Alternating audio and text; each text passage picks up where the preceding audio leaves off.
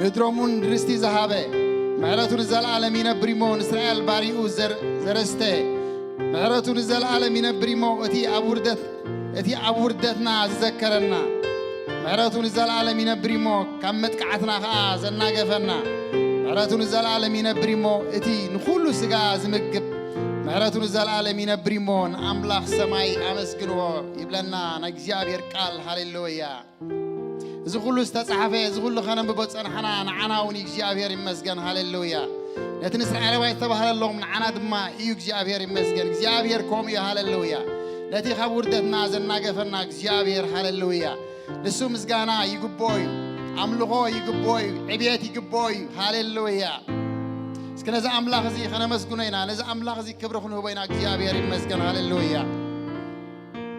هاليلويا سكين قويتا خبري أمسلون إخزيابير مسجانا أمسلو إخزيابير يبارك هاليلويا نتي نمسجانا هاز بوجون نمسجانا هاز فتوى إخزيابير هاليلويا نتي ختم مسجنا ولا هاز حجوس بحز بلوك إخزيابير هاليلويا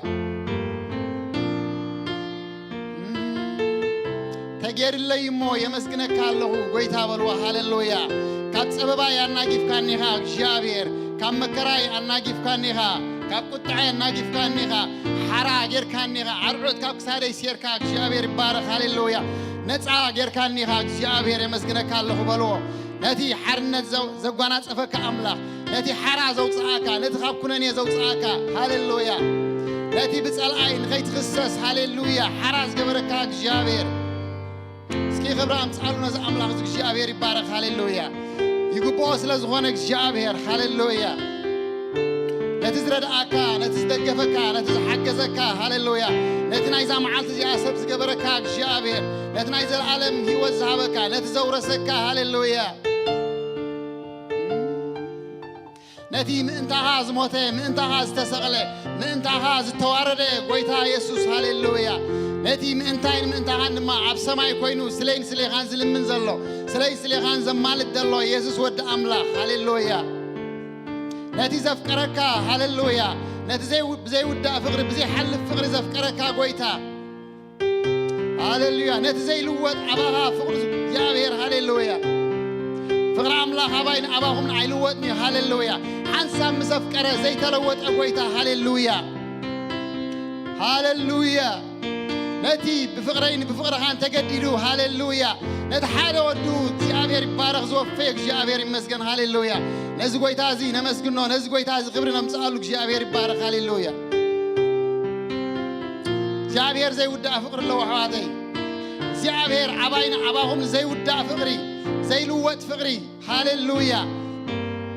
زي نتصف فقر اللو عين عغان قويتا هاليلويا حنسا مسفقرة زي تلوت ودا أملاخ هاليلويا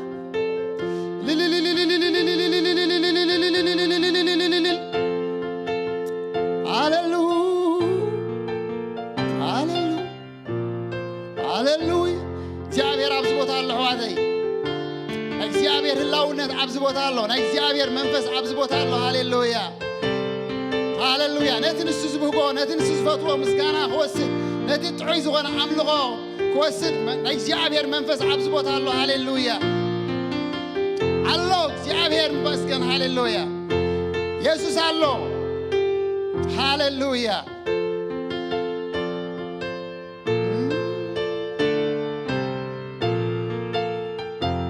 هاليلويا እግዚአብሔር ፍቅሪ አባይን አባሁም አይተወደን ሃሌሉያ حنسام مزفقره زي تلوت اغويتا كله خلوت كله خير زي تغير زي تلوت هاليلويا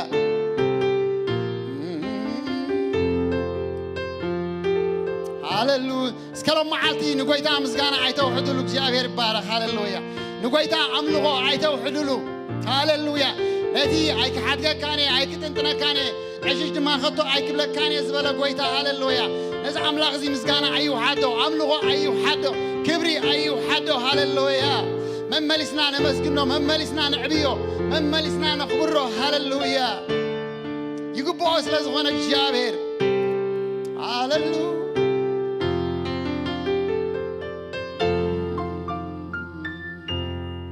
هاليلويا هاليلويا نعي زي ودا فقر لك اسكبلون قويتا زي ودا فقري علك هاليلويا እግዚአብሔር ንዓይና ዓኹምኒ ሓንቲ ነገር ጥራሕ ዘላቶ ሰናይ ነገር ጥራሕ እግዚአብሔር ይባረክ ሃሌሉያ ንዓይና ዓኹም ጽቡቕ ሓሳብ ጥራሕ ዘለዎ ጎይታ ንዓይና ዓኹም ሰናይ ነገር ጥራሕ ዘለዎ ጎይታ ሃሌሉያ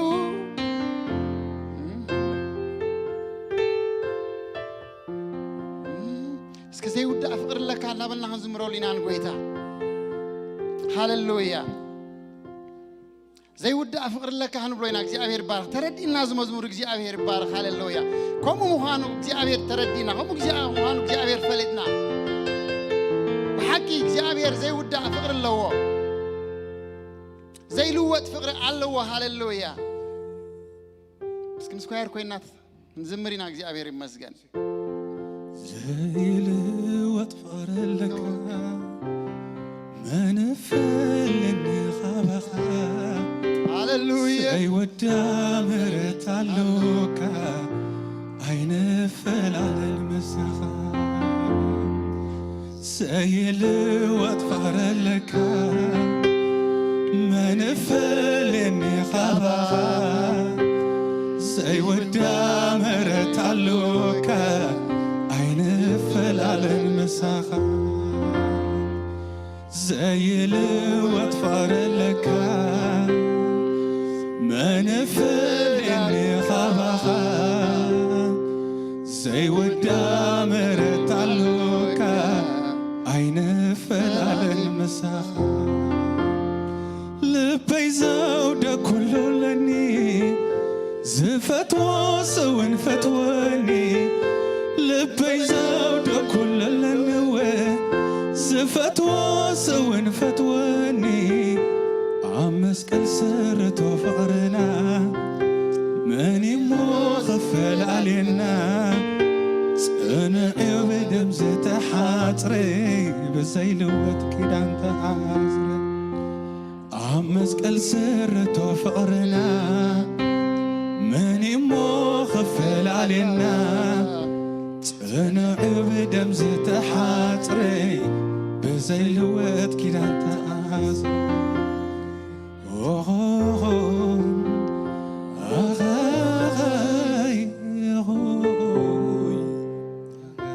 هاليلويا يسوع قويتايو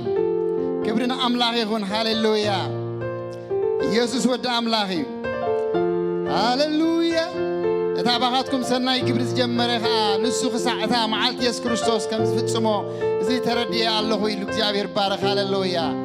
تعبين أباهم نجمروا እግዚአብሔር بعلو خود እግዚአብሔር يبارك هاليلويا أتي أباين أباهن نجمروا እግዚአብሔር بعلي دودو بعلي أما فتسم تاذب صح እግዚአብሔር يبارك هاليلويا من تايس እግዚአብሔር أمون سلازوانه እግዚአብሔር أبقالو أمون سلازوانه እግዚአብሔር زبالس جبر أملاخ زوانه ساعته تصفى فتسم أملاخ سلازوانه هاليلويا أتنا عين عقم ساعته تصفى أموني እግዚአብሔር يبارك هاليلويا እግዚአብሔር يحسني እግዚአብሔር يتعاسني እግዚአብሔር يبارك هاليلويا أتي عباين عباقاتكم تجمروا سناي نجر سناي كبري هاليلويا أتي عباين باهم تجمروا فقرك زعبير يلوطونك زعبير يبارك هاليلويا زعبير تلويتو عيفلتني خلو خلوتك زعبير كن زي لوط نجرات كنتات كلوتو زي لوطك زعبير أتي عباين باهم تجمروا فقرك زعبير يبارك هاليلويا نك زعبير زي لوط فقر الله حنسا مسافكر زي لوط أملاخ هاليلويا زعملاخ زي سناي أملاخي زعملاخ زي فقر أملاخي هاليلويا زعملاخ زي محرتين أملاخ زعبير يبارك هاليلويا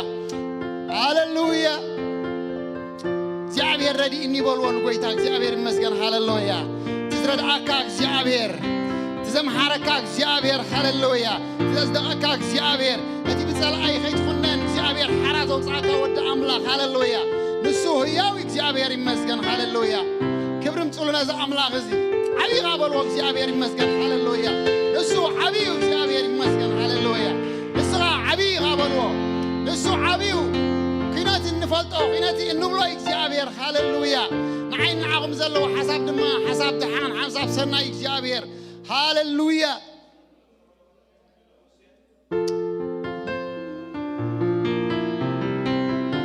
إكزيابير عبي حوادي እግዚአብሔር ዓብዩ እግዚአብሔር ዓብዩ እግዚአብሔር ዓብዩ እግዚአብሔር ዓብዩ ሃሌሉያ ንእግዚአብሔር ብዛዕባኩም መጠን ነገራትኩም ክደቅዕ እግዚአብሔር ይመስገን ሃሌሉያ ንእግዚአብሔር ብዛዕባካ የነገር ኩነታትካ ኸም ይደቅዕ ንእግዚአብሔር ብዛዕባካ የነገር ሃሌሉያ ሃሌሉያ እግዚአብሔር ዓባይን ዓባኹም ዓብዩ እግዚአብሔር ይባረክ ሃሌሉያ እግዚአብሔር ዓብ ነገርኩም ዓብዩ እግዚአብሔር ዓብ ኩነታትኩም ዓብዩ እግዚአብሔር ይመስገን ሃሌሉያ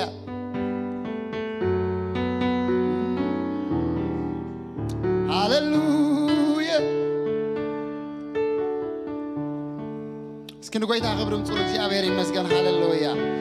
እግዚአብሔር ንጎይታ ክብር አምጽሉ ሃሌሉያ ይጉቦይ እግዚአብሔር ይጉቦይ አምላክ ይመስገን ሃሌሉያ ይጉቦይ ጎይታ ሃሌሉያ ተመስገን ጎይታ ነመስግነካለና ሃሌሉያ በዝረብቲ ስለዝረዳእኻና ስለተሓገዝካና ስለተደገፍካና ነመስግነካለና ጎይታ ንስኻ ኺነ ኩነታት ልዕሊ ኩነታት ኢኻ እግዚአብሔር ሃሌሉያ ምሕረትካን ጸጋኻን ፍቕርኻን ኣብ ህይወትና በዚሒሞ ነመስግነካለና ጎይታ በዚ መዓልቲ እውን ስለዝረዳእኻና ሃሌሉያ ሕጂ እውን ሓድሽ ነገር ስለዘለካ ጎይታ ዓይኒ ዘይረአየቶ እዝኒ ዘይሰማዓቶ ኣብ ልቢ ሰብ ድማ ዘይተሓስበ ሓድሽ ነገር ኣለካ ንህዝብኻ ጎይታ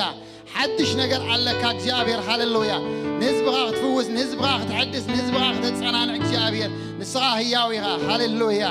ደጊምና ክብሪ ንበካ ኣለና ሰረፈ ጊዜና ንስኻ ሕለፎ ኩሉ ንገብሮ ዘበለ ድማ ንክብርኻ ኸም ክትድግፈና ንጽልይ ኣለና ስለ ኩሉ ነገር ነመስግነካ ብሽም ኢየሱስ አሜን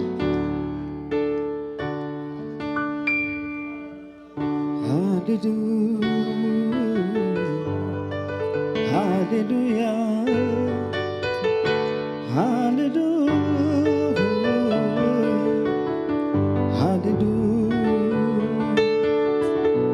ሃሌሉያ ሃሌሉያ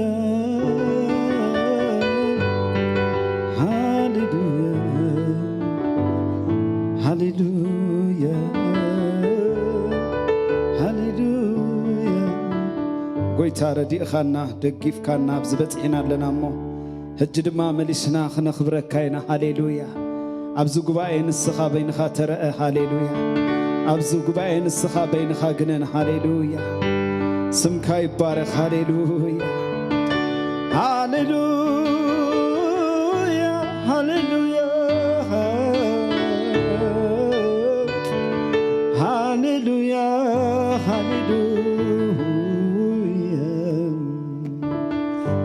ሃሌሉያ ከማኻ ገይሩ ዝድግፍ የለን ክንብሎይና እግዚአብሔር ይባረኽ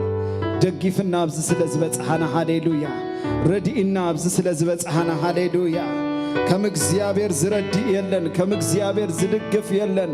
ከም እግዚአብሔር ዝበጽሕ የለን ሃሌሉያ እስከ ተረዲእና ሃሌሉያ ማለትና ኮይኑ ሃሌሉያ ኣብ ቅድሚ እግዚአብሔር ከማኻ ገይሩ ዝድግፍ የልቦን ከማኻ ገይሩ ዝሓሊ የልቦን ክንብሎይና እግዚአብሔር ይባረኽ ሃሌሉያ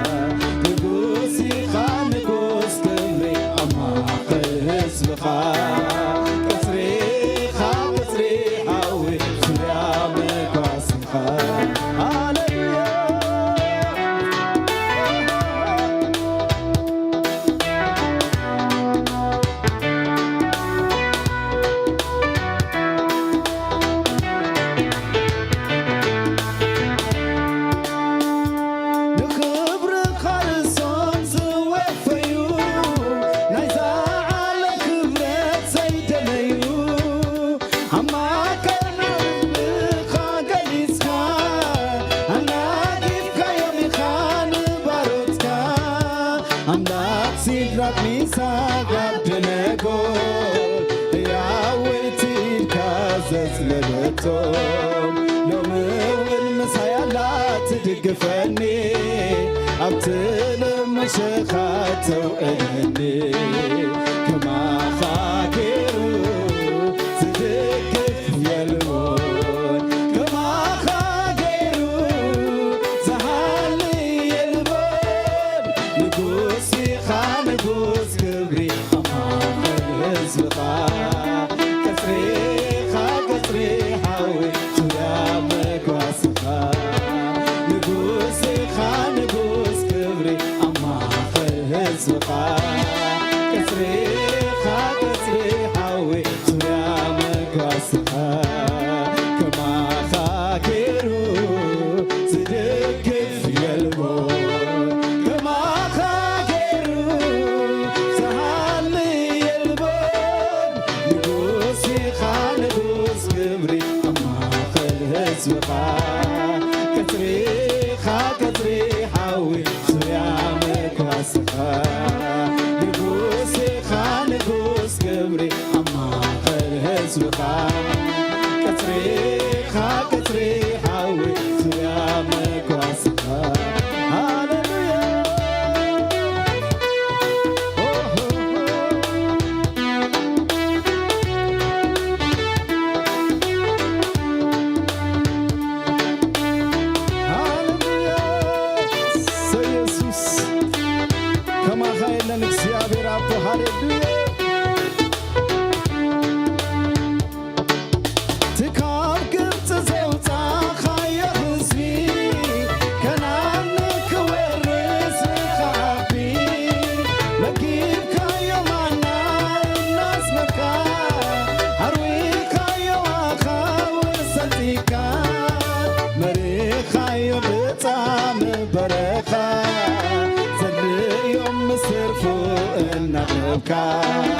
هاي خان سلطان كان تقليصو أخبير ومرسي قبر رقيصو تكاب قبت زوتا خايا خسمي كان عنك ورس لخعبي مكيب كايا مانا الناس لكا أروي خايا خاوي سنتيكا مريخايو بطعم برخا زليوم مسترفو النخبكا هايدي خان سلطان كان تقليصو أخبيركايو مرسي قبركيصو ما خابيرو صدقف يلبو كما خاكرو زعالي يلبو نقوسي خانقوس كبري أما خلصقا كسري حاوي سلامك واسقا نقوسي خانقوس كبري أما خلصقا كسري حاوي سلامك واسقا كما خاكرو صدقف قلبو كما خاكرو زعالي يلبون نقوسي خالقوس كبري أما خلصقا كسري حاوي سلامك واسقا نقوسي خالقوس كبري أما خلصقا كسري حاوي سلامك واسقا هاللويا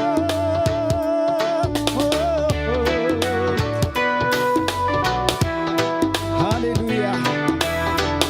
يسوع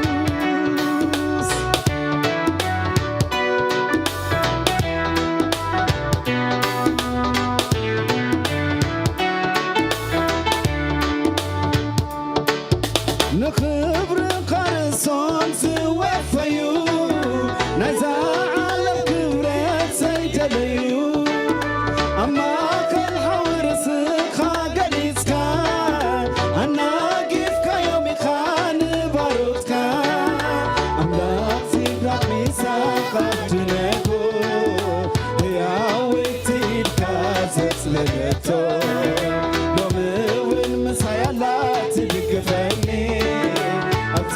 تلمشخاتو إني كما خاجرو زدقف يلمو كما خاجرو زهالي يلمو نقوسي خانقوس كبري أما خلص وخا كتري خاكتري حاوي سيامك واسخا نقوسي خانقوس كبري أما خلص وخا كتري خاكتري حاوي سيامك واسخا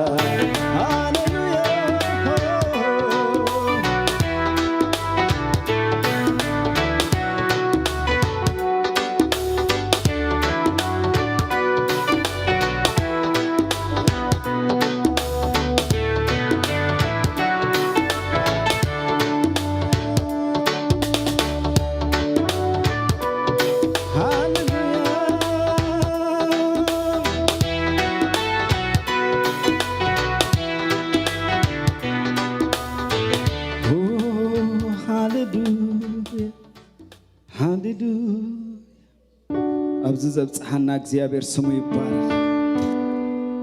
ካብ ኩሉ ነገር እናኸወለ ሃሌሉያ እናደገፈ እናበርትዐ ዘብፅሓና ጎይታ ስሙ ይባረክ ኢየሱስ ከማኻ ገይሩ ዝድግፍ የለን ከማኻ ገይሩ ዝረድእ የለን ከማኻ ገይሩ ዝበፅሕ የለን قلتو فردائي نسخا بين خايها قويتا رئينا كاينا طعمنا كاينا قويتا هاليلويا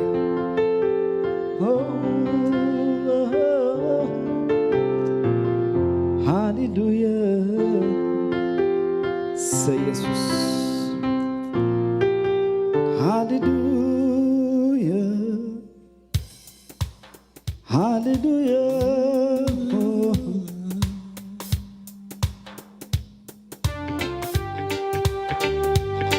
Hallelujah.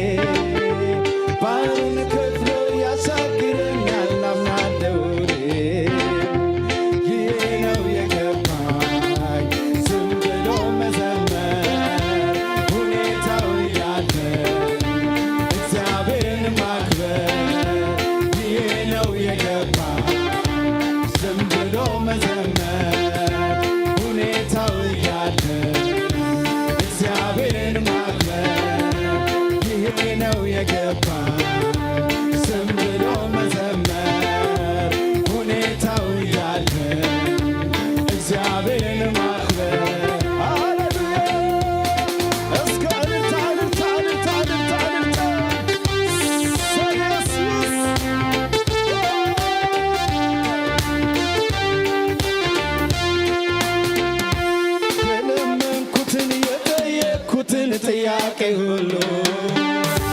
ከምስጋና ጋር እጠብቃለሁ አምኜ ቃሉን የከበደኝን ሸክሜን ሁሉ በሱ ላይ ጥዬ በአንዳች ነገር አልጨነቅም አለ ጌታዬ። የለመንኩትን የጠየቅኩትን ጥያቄ ሁሉ ከምስጋና ጋር እጠብቃለሁ አምኜ ቃሉን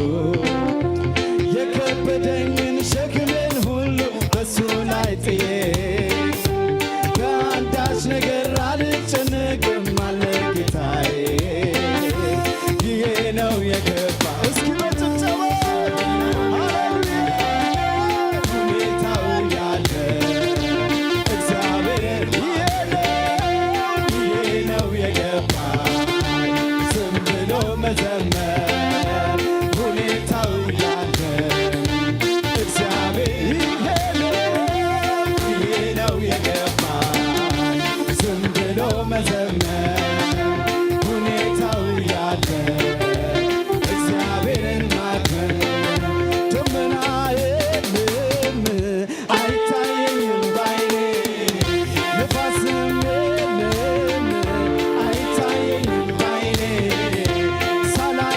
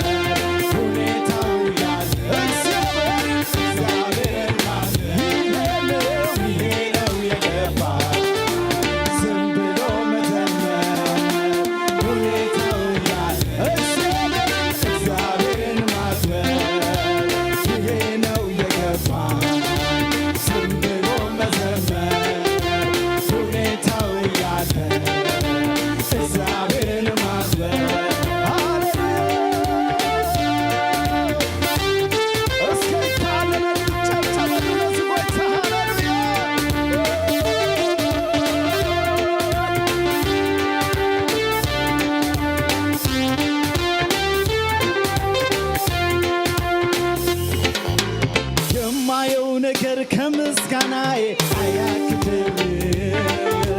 የምሰማውም አንተን ከማምለክ አያስቆመኝ ምድረ በዳዬን ዓለም ልሞታል እያየ ባህሩን ከፍሎ ያሻግረኛል አምናለሁ ይሄ ነው የገባኝ ዝም ብሎ መዘመር ሁኔታው ያለ እግዚአብሔርን ማክበር ይሄ ነው የገባኝ ዝም ብሎ መዘመር ሁኔታው ያለ እግዚአብሔርን ማክበር ይሄ ነው የገባኝ ዝም ብሎ መዘመር ሁኔታው ያለ እግዚአብሔርን ማክበር ሃሌሉያ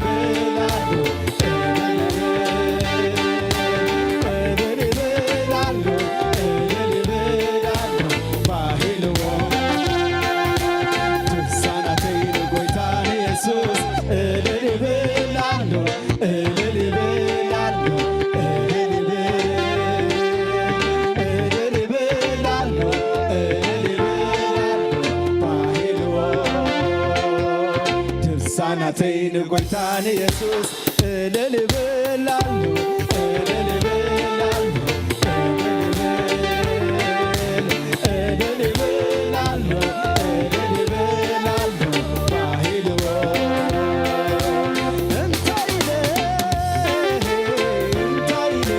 እንታይለ መክመስግንካ ካባምሮ ይምላልኻ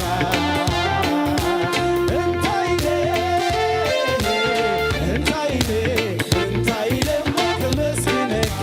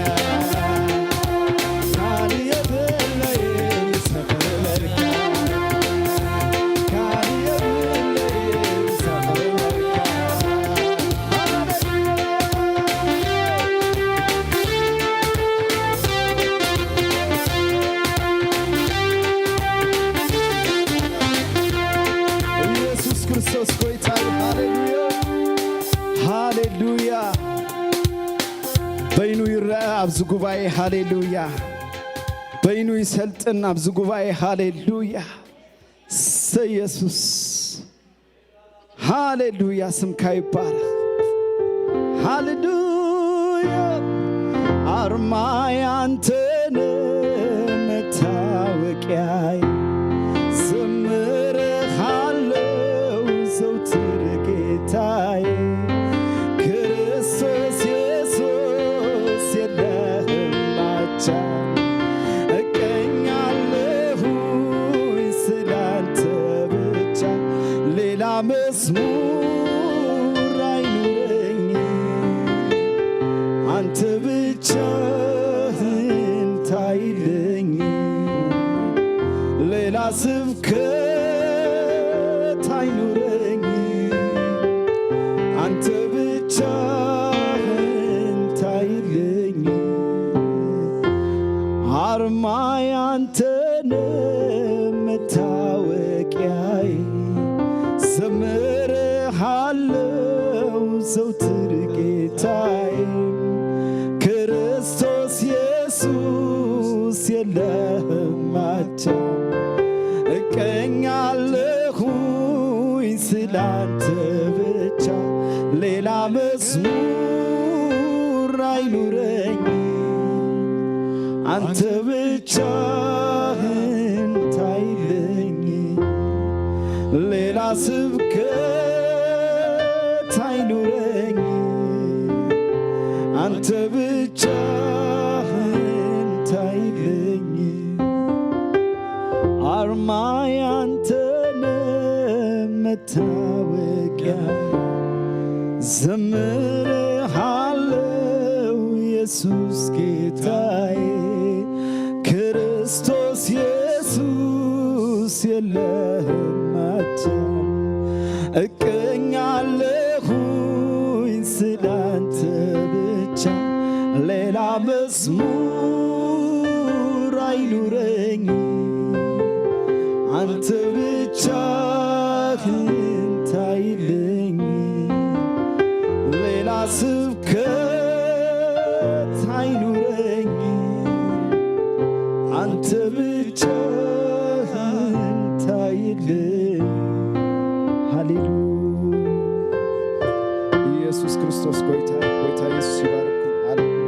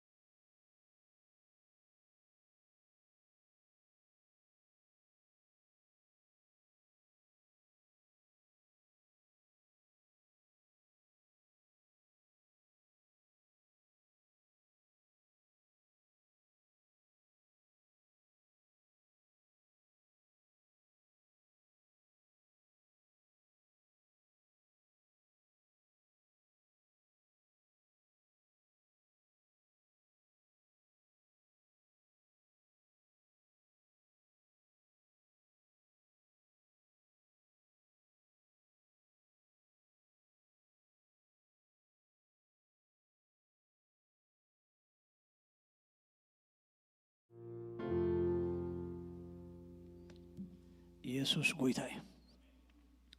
በዚህ መንፈስ ዘቆይና እግዚአብሔር ክንጽልይና ሃሌሉያ ምድርናን ህዝብናን ሒዝና ክንጽልይና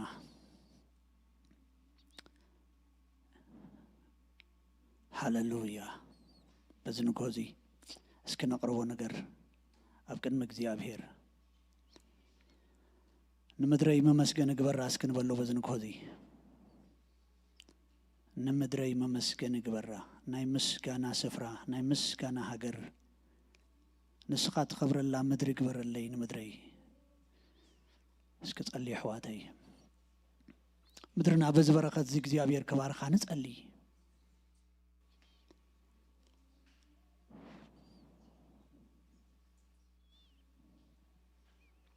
أمسكناك كلنا نباركك كلنا እግዚአብሔር ስለ ምድርናን ስለ ህዝብናን أبكر متأجا زفان كابزن كوزن قرب نمدرنا نهزبنا نخبابنا نحزنا እግዚአብሔር ሰላም አብ ከባቢና ሰላም ማም ምድርና ሰላም ነህዝብና እግዚአብሔር ከኸውን በዝን ጎዚ እግዚአብሔር ንጽልለና ጎይታ ነታ ሰላም ዘሐረማ ምድሪ ሰላም ከሆነላ ነታ ምስጋና ዘሐረማ ምድሪ ምስጋና ከሆነላ ነታ ዓረፍት ዘሐረማ ምድሪ ዓረፍት ከሆነላ ጎይታ በዝን ጎዚ ንጽልለና ካብ ጸጋ ዙፋንካ እግዚአብሔር ጸጋኻ ክትለቀልና በዝን ጎዚ نمدرنا ممسجن خد جبرا ناي عللتا سفرة خد جبرا ناي وانجيل سفرة خد جبرا ناي سلام سفرة خد جبرا زيابهر دسيت خد جبرا قويتا بيسوس كريستوسم نهزبي كتبت حس الله نهاجري كتبت حس الله نعرقتين محازوتين كتبت حس الله زيابهر نبوتات نديتات كتبت حنس لنا قويتا إيركات الزرقح إيركات الزرقح إيركات الزرقح أبت زي كأل نجار إيركات الزرقح أبت دوز بلا نجار إيركات الزرقح أبت زي كون نجار تسفاز غرز نالو نجار إيركات الزرقح قويتا بزن قوزي إيركات الزرقح نسأل لنا نقول عد كذكر نبوتات كذكر قويتا نودباتنا كذكر نهاجرنا كذكر نخبابينا كذكر قويتا سلام يخون سلام يخون سلام يخون سلام يخون سلام يخون جزي أبهر ممسجن خد جبران نسألي ناي وانجيل دسيت خد جبران نسألي زيابهر نسأل لنا قويتا أبكر مسأجاز فان كان قرب قويتا محرت خد جبر لنا تامدري ممسجن خد جبرا ناي علل تامدر خد جبرا إن دجنا خد قوما قويتا تخلي خامو كبر كله نتعبسهم كيون آمين كما يحديركم كما يكنيكم دمسكم قرب حد يلو اسكي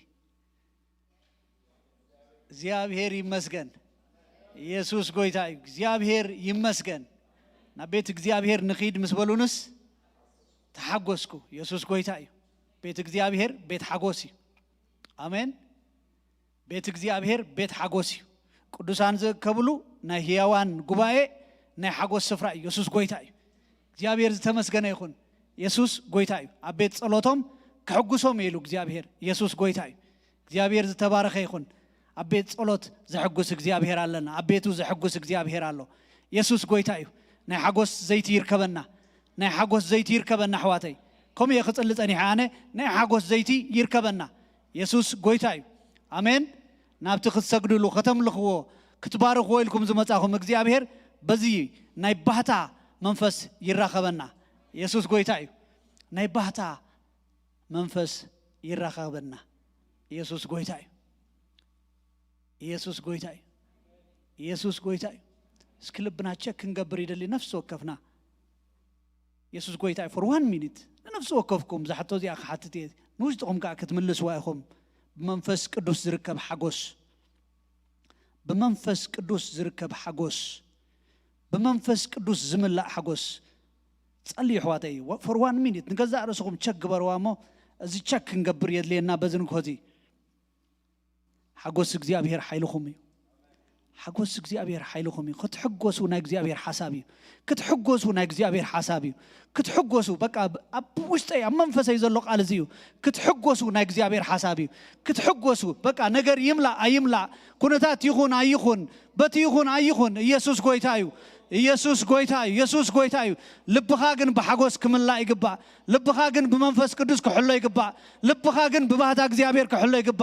ኢየሱስ ጎይታዩ ኢየሱስ ጎይታዩ ኢየሱስ ጎይታዩ ኢየሱስ ጎይታዩ ኢየሱስ ጎይታዩ ሎም በዝንኩ ሆዚ ንገለሰብ ንዓይ በዝንኩ ሆዚ ናይ ደስታ መንፈስ ተራኺቡን ለሐወይ ንዓኻ ናይ ደስታ መንፈስ ክራኸበካ ጸሊ እግዚአብሔር ኮም ይዝብለና አብልበይ ኢየሱስ ጎይታዩ ሓጎስ እግዚአብሔር حيلكم حقوس እግዚአብሔር حيلكم اسكي بعبي بقى طقعيتن عللتانا نግዚአብሔር ክብርን ሃቦ ኢየሱስ ጎይታዩ ኢየሱስ ጎይታዩ ኢየሱስ ጎይታዩ እንደገና ቋዳሓን መጻኹም ሓድሽ ጋሻ ናፕኒኤል ቤተክርስቲያን ዝመጸ እንድሕራልዩ ዌልካም ናይ ምባል ባህለለና ሓድሽ እንድሕራልዩ አጋይሽ ዕድል ክህብና አጋይሽ سقيلكم أيتتصنبرونا شمكم نقرونا بشمكم كنلا ليكم ندلي دحراليكم ተዘይልኹም ሰሙናዊ መደባትና ረቡዕ ካብ ሰዓት 6 ዝጅምር ናይ ወንጌል አገልግሎት ኣሎ ኣብኡ መጺኹም ክትሓብሩ ትደገኽፉት እዩ ቀዳሙን ካብ ሰዓት 5 ስጋብ ሰዓት 8 ናይ ጸሎትን ናይ ቃል አምላኽን ግዜ ኣሎ ስለዚ መጺና ኣብኡ ንሕበር ከምኡን ከምቲ ትርእይዎ 3 እብረ ንጎ ካብ ሰዓት 9 ዝጅምር ቀጺሉን ካልኣይ እብረ 11 ፈረቓን ሳልሳይ እብረ ከዓ ናይ ምሸት ብኸምኡ ረቡዕ ሰዓት 7 ትወጽእ ሊንክ ኣላ ስለዚ ኣብኡ እንዳኣተና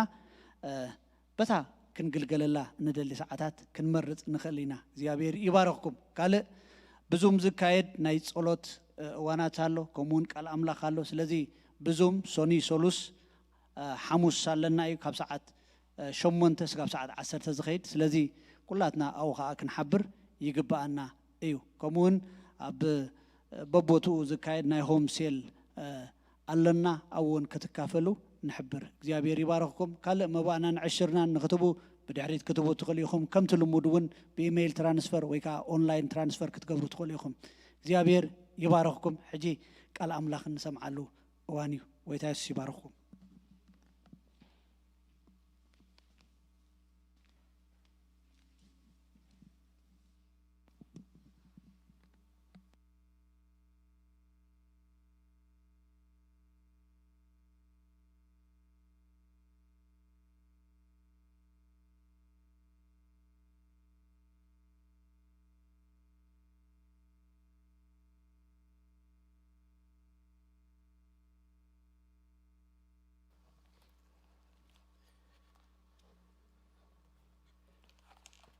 እግዚአብሔር ዝተመስገነ ይሁን እግዚአብሔር ዝተመስገነ ይሁን ኢየሱስ ክርስቶስ ጎይታ እዩ ከመይ ቀኒኹም ኣነኳ ከምዝ ናይ ሰለይ ሓድገኩም ኒ ድምጽኹም ክሳእስማዕ ደጋጊመ ክሓተኩም ከመይ ቀኒኹም ኢየሱስ ክርስቶስ ጎይታ እዩ ክብርን አምላኽና ይሁን ቅድመና ኣብ ቃል አምላኽ መህላፈይ ሓደ ጸሎትሲ እጅኹም ጽልዮ ደይኮነስ ኣብ ቤትና ሒዝናዮ ኸይድና ክንጽልይሲ ከተሓሳስበኩም ደሊ እግዚአብሔር ይመስገን እዛ ሰለስተ ፕሮግራም ትግበር ዘላስ ብሮቡዕ ኩሉ ግዜ ምስ ወጸስ ከም ትርእይዎ ዘለኹም ቅልጥፍ ኢላስ ኣብ ሓንቲ ሰዓት እያ ትውዳእ ብዙሕ ሰብ ድማስ ክመጽእ እንዳደለየ ኣይመጽን ኣሎ ከማን ካብ ደገ እውን ንኡ ምጹእ ናብ ቤት አምላክ ክንብል እዩ ዝግባአና ኣብዛ ሰሙን እዚኣ ድማ ተዘይተጋጊያ ኣብ እስራን ሃደን ክውስኑስ ከም እንደገና ክእከቡ እዮም ስለዚ ኣብዛ ሰሙን እዚኣስ ጸሎትና ይኹን እግዚአብሔር ከም እንደገና ሲ ካብዛ ዘለናያ ድማ መሊሱ ከከፈት እሞ ብናጽነት ሰባት እንደኣደምና ክንመጽእ መታንሲ እግዚአብሔር ነዝ ነገር እዚ ክገብርሲ ተዛሓበና አምላኽ መስገን እዚ እድሉን ምርካብና ካብዚ ብዝበለጸ ድማ ክንግልገል መታንሲ ኩላትና ኣብ በቤትና ነዚ ጸሎት እዚ ክንጽልይሲ ከተሓሳስበኩም ይደሊ እግዚአብሔር አምላኽ ዝተመስገነ ይሁን ኢየሱስ ክርስቶስ ጎይታ እዩ ብዛዕባ እምነት እዩ ዓመታዊ ቴማና ስለዚ ናብኡ ደቐጽል ኣብ ዝሓለፈ ጊዜ ኣብ ዘቕረብክዎ ትምህርታት ሰለስተ ትምህርታት ተማሂርና ነርና እምነት በአይን እግዚአብሔር ከምኡን ድማ ዳሕራይ እግዚአብሔር አምላኽ እሙን እዩ ዝብል ሓደ ባህሪው ብዛዕባ አምላኽ ብዝፈለጥና መጠንሲ ንአምላኽ ንአምኖ ኣብ አምላኽ ንውከል ስለዚ ኣብ መወዳእታ ድማ ሳልሳይ ኣብ አምላኽ ድማ ንወከል ድብል እግዚአብሔር ቃል እግዚአብሔር ዝእዘና ዝዛረበና ነገር ከም ዘሎ ስለዚ እዘን ሰለስተ ትምህርታት ኣብ ዝሓለፈ ጊዜ ርኢና ነርና ሎም ማልቲ ነታ ካልኣይቲ ትምህርቲ ኣብ ዝቕንያት መሊስና ክነስፋሃ ኢና ብዛዕባ አምላኽ ምርዳእና ብዛዕባ እግዚአብሔር ምፍላጥና ሞር ኣብ ሊጽና ንአምላኽ ክንውከሎ ኣብ አምላኽ ክንወድቕ ንአምላኽ ክንኣምኖ ብጣዕሚ ኣገዳሲ እዩ ስለዚ ታ እግዚአብሔር አምላኽ እሙን እዩ ትብል ሓንቲ ባህሪ ናይ አምላኽ ኢና ዝሓለፈ ጊዜ ርኢና ናይ ትምህርተይ መበገሲ ዝገብሮ ታሪክ እሷ ይኮነን ቀንዲ ቃል እንሪኦ ግን ነዚኣ ናይ ሎም ማልቲ ጥራይ ደይኮነስ ነዘን ኣብዚ ቅንያት እንመሃሮ መእተዊ እትኾነለይ ሉቃስ ምዕራፍ 7 ዘላ ታሪክያ እዚኣ ታሪክ እዚኣ ቅድሚ ሕጂ ኣብዚ ዓመት እዚ እውን ሓደ ክልተ ግዜ ሰሚዕና ያለና ደጋጊምና ከማን ክንሰምዖ ክንምርምሮን ክነጽንዖን ዝግባእ ታሪክ እዩ ምክንያቱ ጎይታና ኢየሱስ ክርስቶስ ኣብኡ ኣብ ሉቃስ ምዕራፍ 7 ነታ ሓለቃ ሚእቲ ዝተዛረቦ ዘረባ ኣሎ ሓለቃ ሚእቲ ንኢየሱስ ክርስቶስ ከይዶም እቶም አይሁድ እዚ ሰብ እዚ ጽቡቕ ዝገብረልና እዩ መቅደስና ሚን ምኩራብና ዘሰርሐ ጸሎት ቤት ጸሎት ዘሰርሐልና ገባ ፈታዊና እሞ በጃኻስ ባሪኡ ስለዚ ሓመመስ ናአፈውሰሉ ኢሎም ሂዞሞ ንኢየሱስ ክርስቶስ መጽዮም እሱ ድማ እዚኣ ነገር እዚኣ ምስ ሰምዐ ኣብ መንገድ እንከሎስ ዝተዛረቦ ዘረባሉ ወይ ድማ ሓደ ነገር ኢሉ ጎይታ ሽኡ መስኪሩሉ ሕጂ ሓዙኒ እዚኣ ጽቡቕ ጌርኩም ሓዙኒ እሞ ናብታ ቀንዲ ትምህርትና ክንኣቱ ኢና ጎይታ ይመጽእ ኣሎ ምስ ሰምዐ እዚ ሓለቃ ሚእቲ አይሁዳዊውን አይኮነን ሮማዊው እንታይ ኢሉዎስ ንጎይታ ኣብ ሉቃስ ምዕራፍ 7 ቁጥሪ 7 ኣነ ናብ ንስኻ መጺኻ ናብ ቤተይሲ ክትኣቱሲ እንታይ ኮንኩን ኢልዎ ንገዛእ ርሰይሲ ብቅዕቲ ገይረ ኣይቆጽራነ ኢልዎ እስኻ ሓንቲ ቃል ጥራይ እንታይ ግበር ኢልዎ ተዛረብ ኢልዎ ጎይታ ድማ ብዛዕባኡ ክምስክር ከሎ ሁችነህና ኩላትና ክንብሕጎን ኩላትና ክንደልዮ ዝግባእ ነገርሲ ብዛዕባ ሰብኣይዚ መስኪሩሉ ይብለኩም ኣለኹ ከምዛ ዓይነት ኣባይ እምነትሲ ኣብ እስራኤል ከማን አይረኸብኩን ኢሉ ሶዚ ሰብኣይዝስ ግሬት ፌዝ ኣብ እምነት ከም ዘለዎስ ተመስኪሩሉ እዚ ኣባይ እምነት ዝብላ ዘሎ ጎይታና ኢየሱስ ክርስቶስ ኣባኣቲኹም ድማ እንድሕራድቂኩም እዚኣ ክልተ ነጥቢ ሓዙሞ ናብቲ ናይሎም መዓልቲ ክፍልና ክንከይድ ኢና ብዛዕባ እንታይ ተረድዩ ዝሰብ እዚ መስለኩም ወንጌል ያ በሪሓትሉ ባሕፂሩ ኣነ ንገዛእ ርሰይሲ ኢሉ ብቅዕቲ ገይረስ ኣይቆጽራነ ኢሉ ኃጢአተኛ ምዃነይ ይፈልጥ ዘይ ሓንቲ ተረዲኣቶላ ተኻለይቲ ዝተረዳእቶ ነገር ድማ ኢየሱስ ክርስቶስ ኩሉ ከም ዝኽእል በዓል ስልጣን ከም ዝኾነስ ተረዲኣቶ ስለዚህ ስኻ ናብ ቤተይ መጺኻ ገለገለ ምባል ምግባር ሲ ኣይለየካን እዩ ጀስት ሓንቲ ቃል ጥራይሲ ተዛረብ ኢየሱስ ክርስቶስ ጎይታ እዩ እዚ ሰብኣይ ዝበርሐሉ ነገር እምበኣርሲ ኢየሱስ ኩሉ ከም ዝኽእል ሓንቲ ቃል ድማ እንድሕር ተዛሪቡስ እቲ ዝተዛረቦ ቃልሲ ደው ከም ዝብል ከም ዝፈጥር ንኹሉ ነገራቱን በኢየሱስ ክርስቶስ ስም ሃሌሉያ ከም ዝፍውስ ካብ ኢየሱስ ክርስቶስ ዝወጽእ ቃልሲ ፓወር ናቱ ተረዲዎ ስለዚህ ጎይታውን እንታይሉ ደው ኢሉሹ ኦ ተስተንከረ ዘሰብዝሲ አቢ እምነት ያዘላቶ ይሉ ስለዚህ ታ እምነት ተአባይ እምነት ተባሂላ ዝተመስከረትሲ ብዛዕባ ክርስቶስ ዘለዎ ፍልጠት ብዛዕባ ክርስቶስ ዘለዎ ምርዳዩ እዚ አይነት ነገር እዚ ክወሃቦ ዝገበሮ ስለዚህ ሎም ማልቲ ከም ዝበልኩኹም ንቅጽሎ ነገር እንታይ መስለኩም ብዛዕባ አምላኽ ዘለና ምርዳ ብዛዕባ አምላኽ ዘለና ነገርሲ መሊስና ክንውስኽ ኢና ሎሚ ሓንቲ ነገር ክንርኢና አርስተ ተጽሕፉ ሰባት ፍቅር እግዚአብሔር ምርዳ ዝብል እዩ ሎማ አልት ፍቅር እግዚአብሔር ተረዲና ካብ ዝቤት እዚ ክንወጽና ኢየሱስ ክርስቶስ ጎይታ እዩ እግዚአብሔርሲ እንታይ እዩ ፍቅር እዩ ቀዳማ ዮሐንስ ምዕራፍ 4 እንታይ ዝብል ቃል አሎና እግዚአብሔር እንታይ እዩ ብለና እግዚአብሔር እንታይ እዩ ክልተ ሰባት ጥራይ ዲዮም ዛ ጥቅስ እዚ ያስፈልጦም እግዚአብሔርሲ እንታይ እዩ ፍቅር እዩ ኢየሱስ ጎይታ እዩ ሕጂ ናይ ዝኾነ ብሰብ ከም ጻልኩም መንነት ነቲ መንነቱ እንድሕር ፈሊጥኩም ስትጠራጠሩ ወዲኹ አብርሃም ገብረ በምንታይ ይከብል እጂ ክስታይ ስለዝበዝ ሓዳን አፍሪካዊ ጋግፋ ኸነበል አፍሪካዊ ከም ዝኾነ ብናይ ስጋ ብናይ ምድራዊ መንነቱሲ ንፈልጥና ምሽ ቆርበቱ ኩሉ ነገራቱ ሲንታዩ አፍሪካዊ ሕጂ እዛ መንነት እዚአስ ሷይ ጠራጠራ ነና ይነጠራጠራ ጽባህ ንጎ ብድድ ብስበልናውንሲ ከም ገለስ ጻዕዳ ኮይኑ ይጸንሐና ይልናስ አይንአምንና በቃ ታመንነቱስ ንሳይ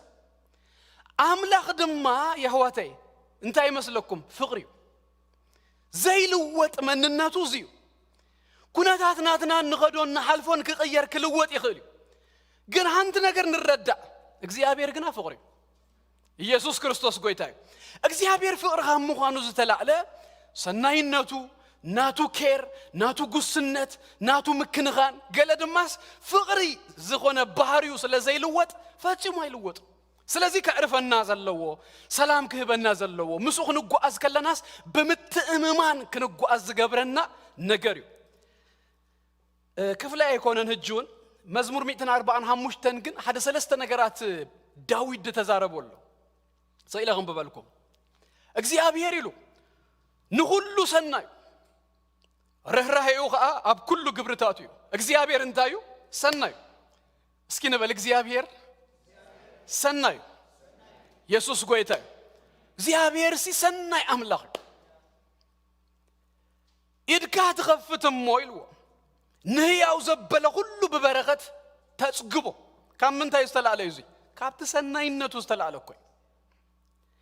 እግዚአብሔር ንዝጽውዕዎ ኩሎም ድማ ኢሉና በሐቂ ንዝጽውዕዎ ኩሎም ቀረብኦም መዝሙር 145 ቁጥር 9 16 18 አንብበልኩ ናይሎም ማልቲ ክፍልና ግን ሮሜ ምዕራፍ 8 ካብ ፍቅዲ 31 ክሳብ 39 ዘሎ እዩ ፍቅረ አምላኽ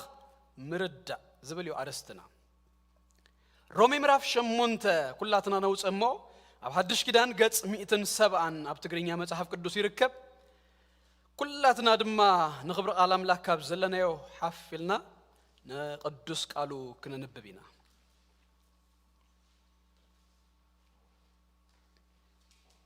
ሮሜ ምዕራፍ 8 ካብ ፍቅዲ 31 ክሳብ መወዳእታት ምዕራፍ 39 ብስም ጎይታ ኢየሱስ ከንብቦይ እምበአርሲ ብዛዕባ ነገር እዚ እንታይ ክንብሊና አምላኽ ምሳና ካብ ኮነኸ መንዩ ዝቃወመና እትንወዱ እኳ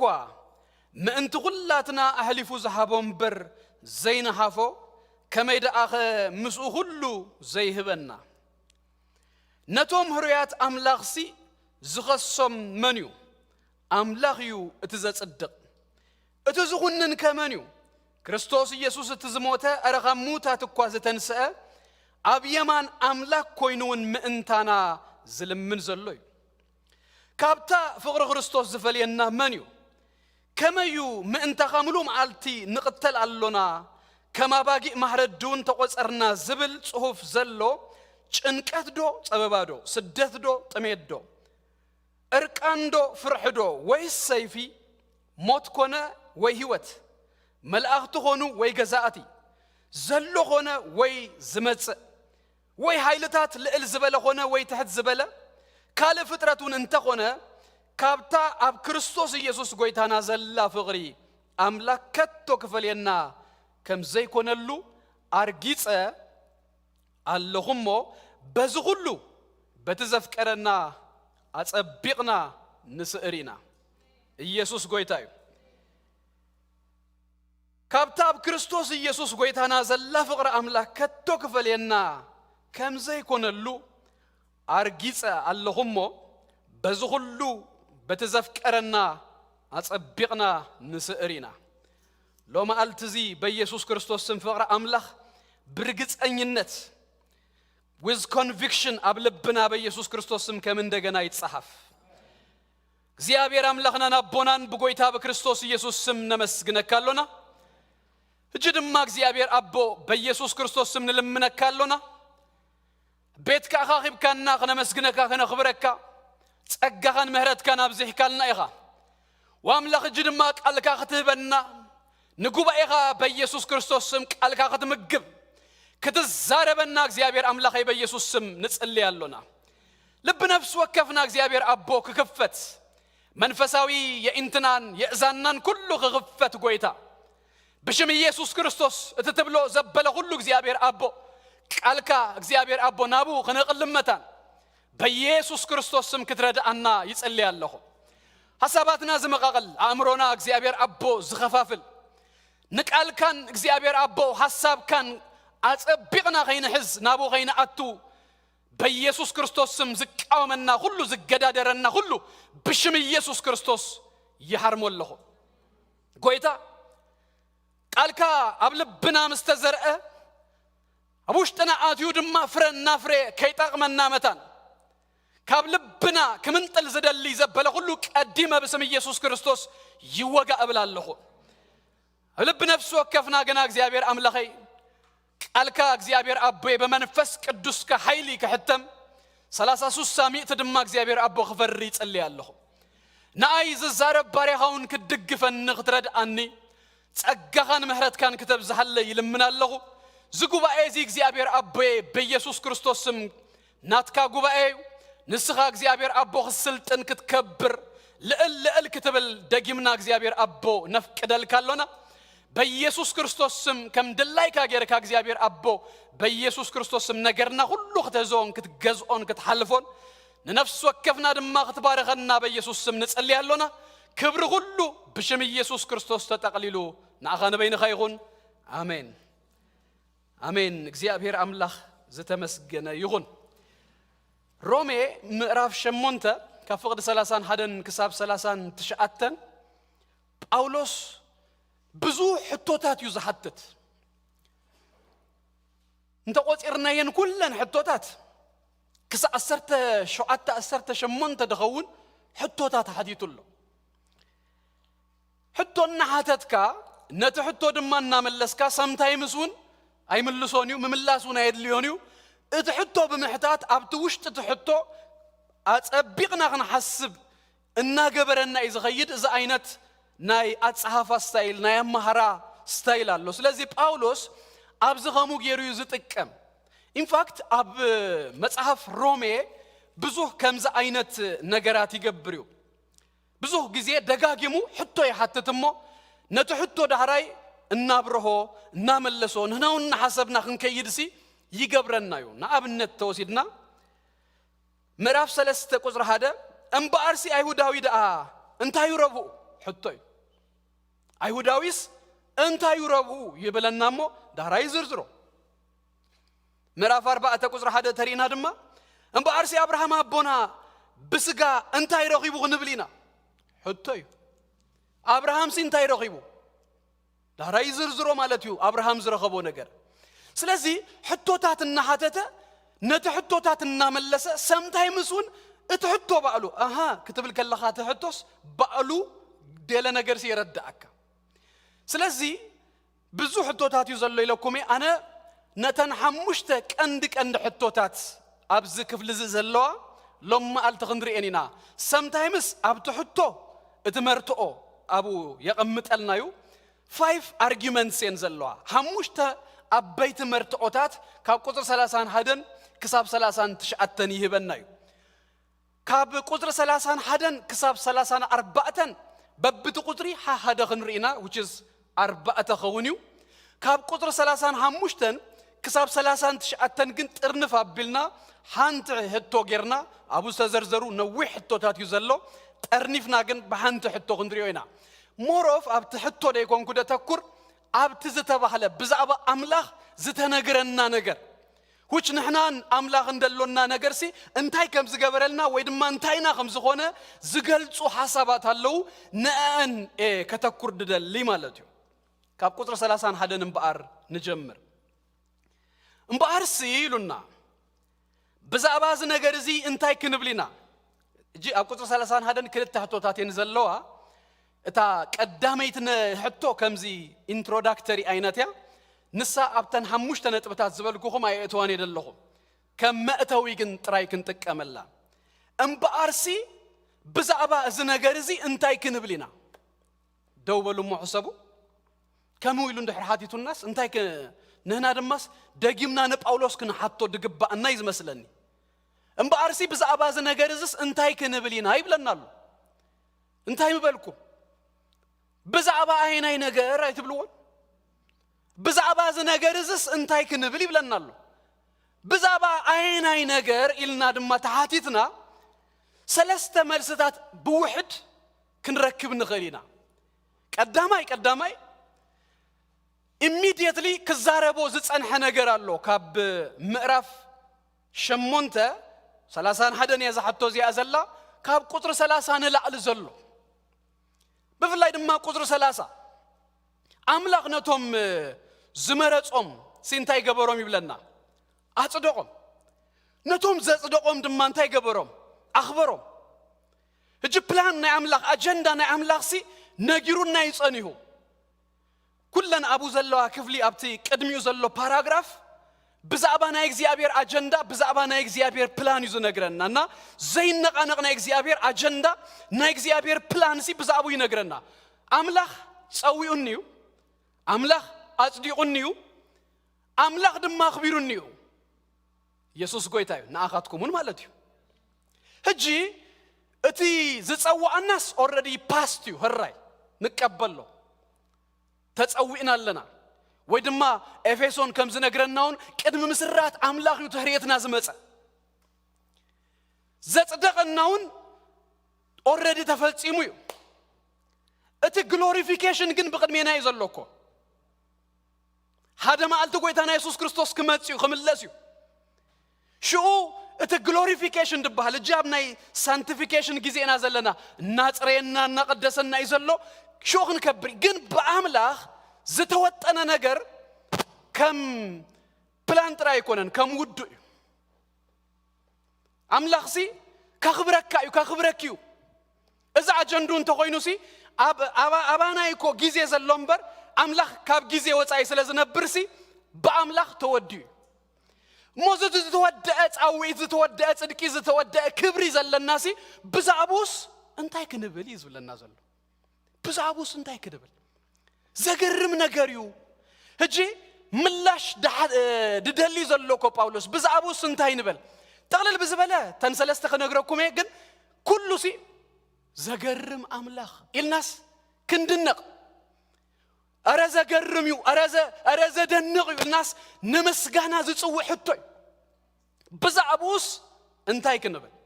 بزعبها زنجرزس انتاي كنبل زنجرز بحال زلوس immediately باليو زلو قصر خون خلي لكم كل مرافون خون خل رومي مراف شمونت بتقلالو رومي مراف شمونت ناي رومي مصحف حمبرتيا it's a central message زلا أبرومي مراف شمونتي أم بارسي إليز جمر قطر هذا نتوم بكريستوس يسوع زلوس كنا نيبلومن هج بكريستوس يسوع بمنفس قدوس توهبتنا حدش هيوت بزعبايو رومي مراف شمون تززارب نا بزعبازي هيوت زي نغيرو الناس انتاي لو حتى نالو بزعباز نغرزس انتاي كنبلينا يسوع كريستوس قويتاي اتحسال سيت دما بملؤ كسا مقراف شمونته رومي زتزاربو زربا ابزقنيات زحلفه كونفرنسنا باسترنا هم ثلاثه ملقتات كاب مصحف رومي اقربولنا رومي ابو زارب تسميهمو تذكركمو كام مراف حدا كساب مراف ثلاثه بزعبا فرد املاخ يزارب مش ودقتنا يسب يزارب كام مراف اربعه دما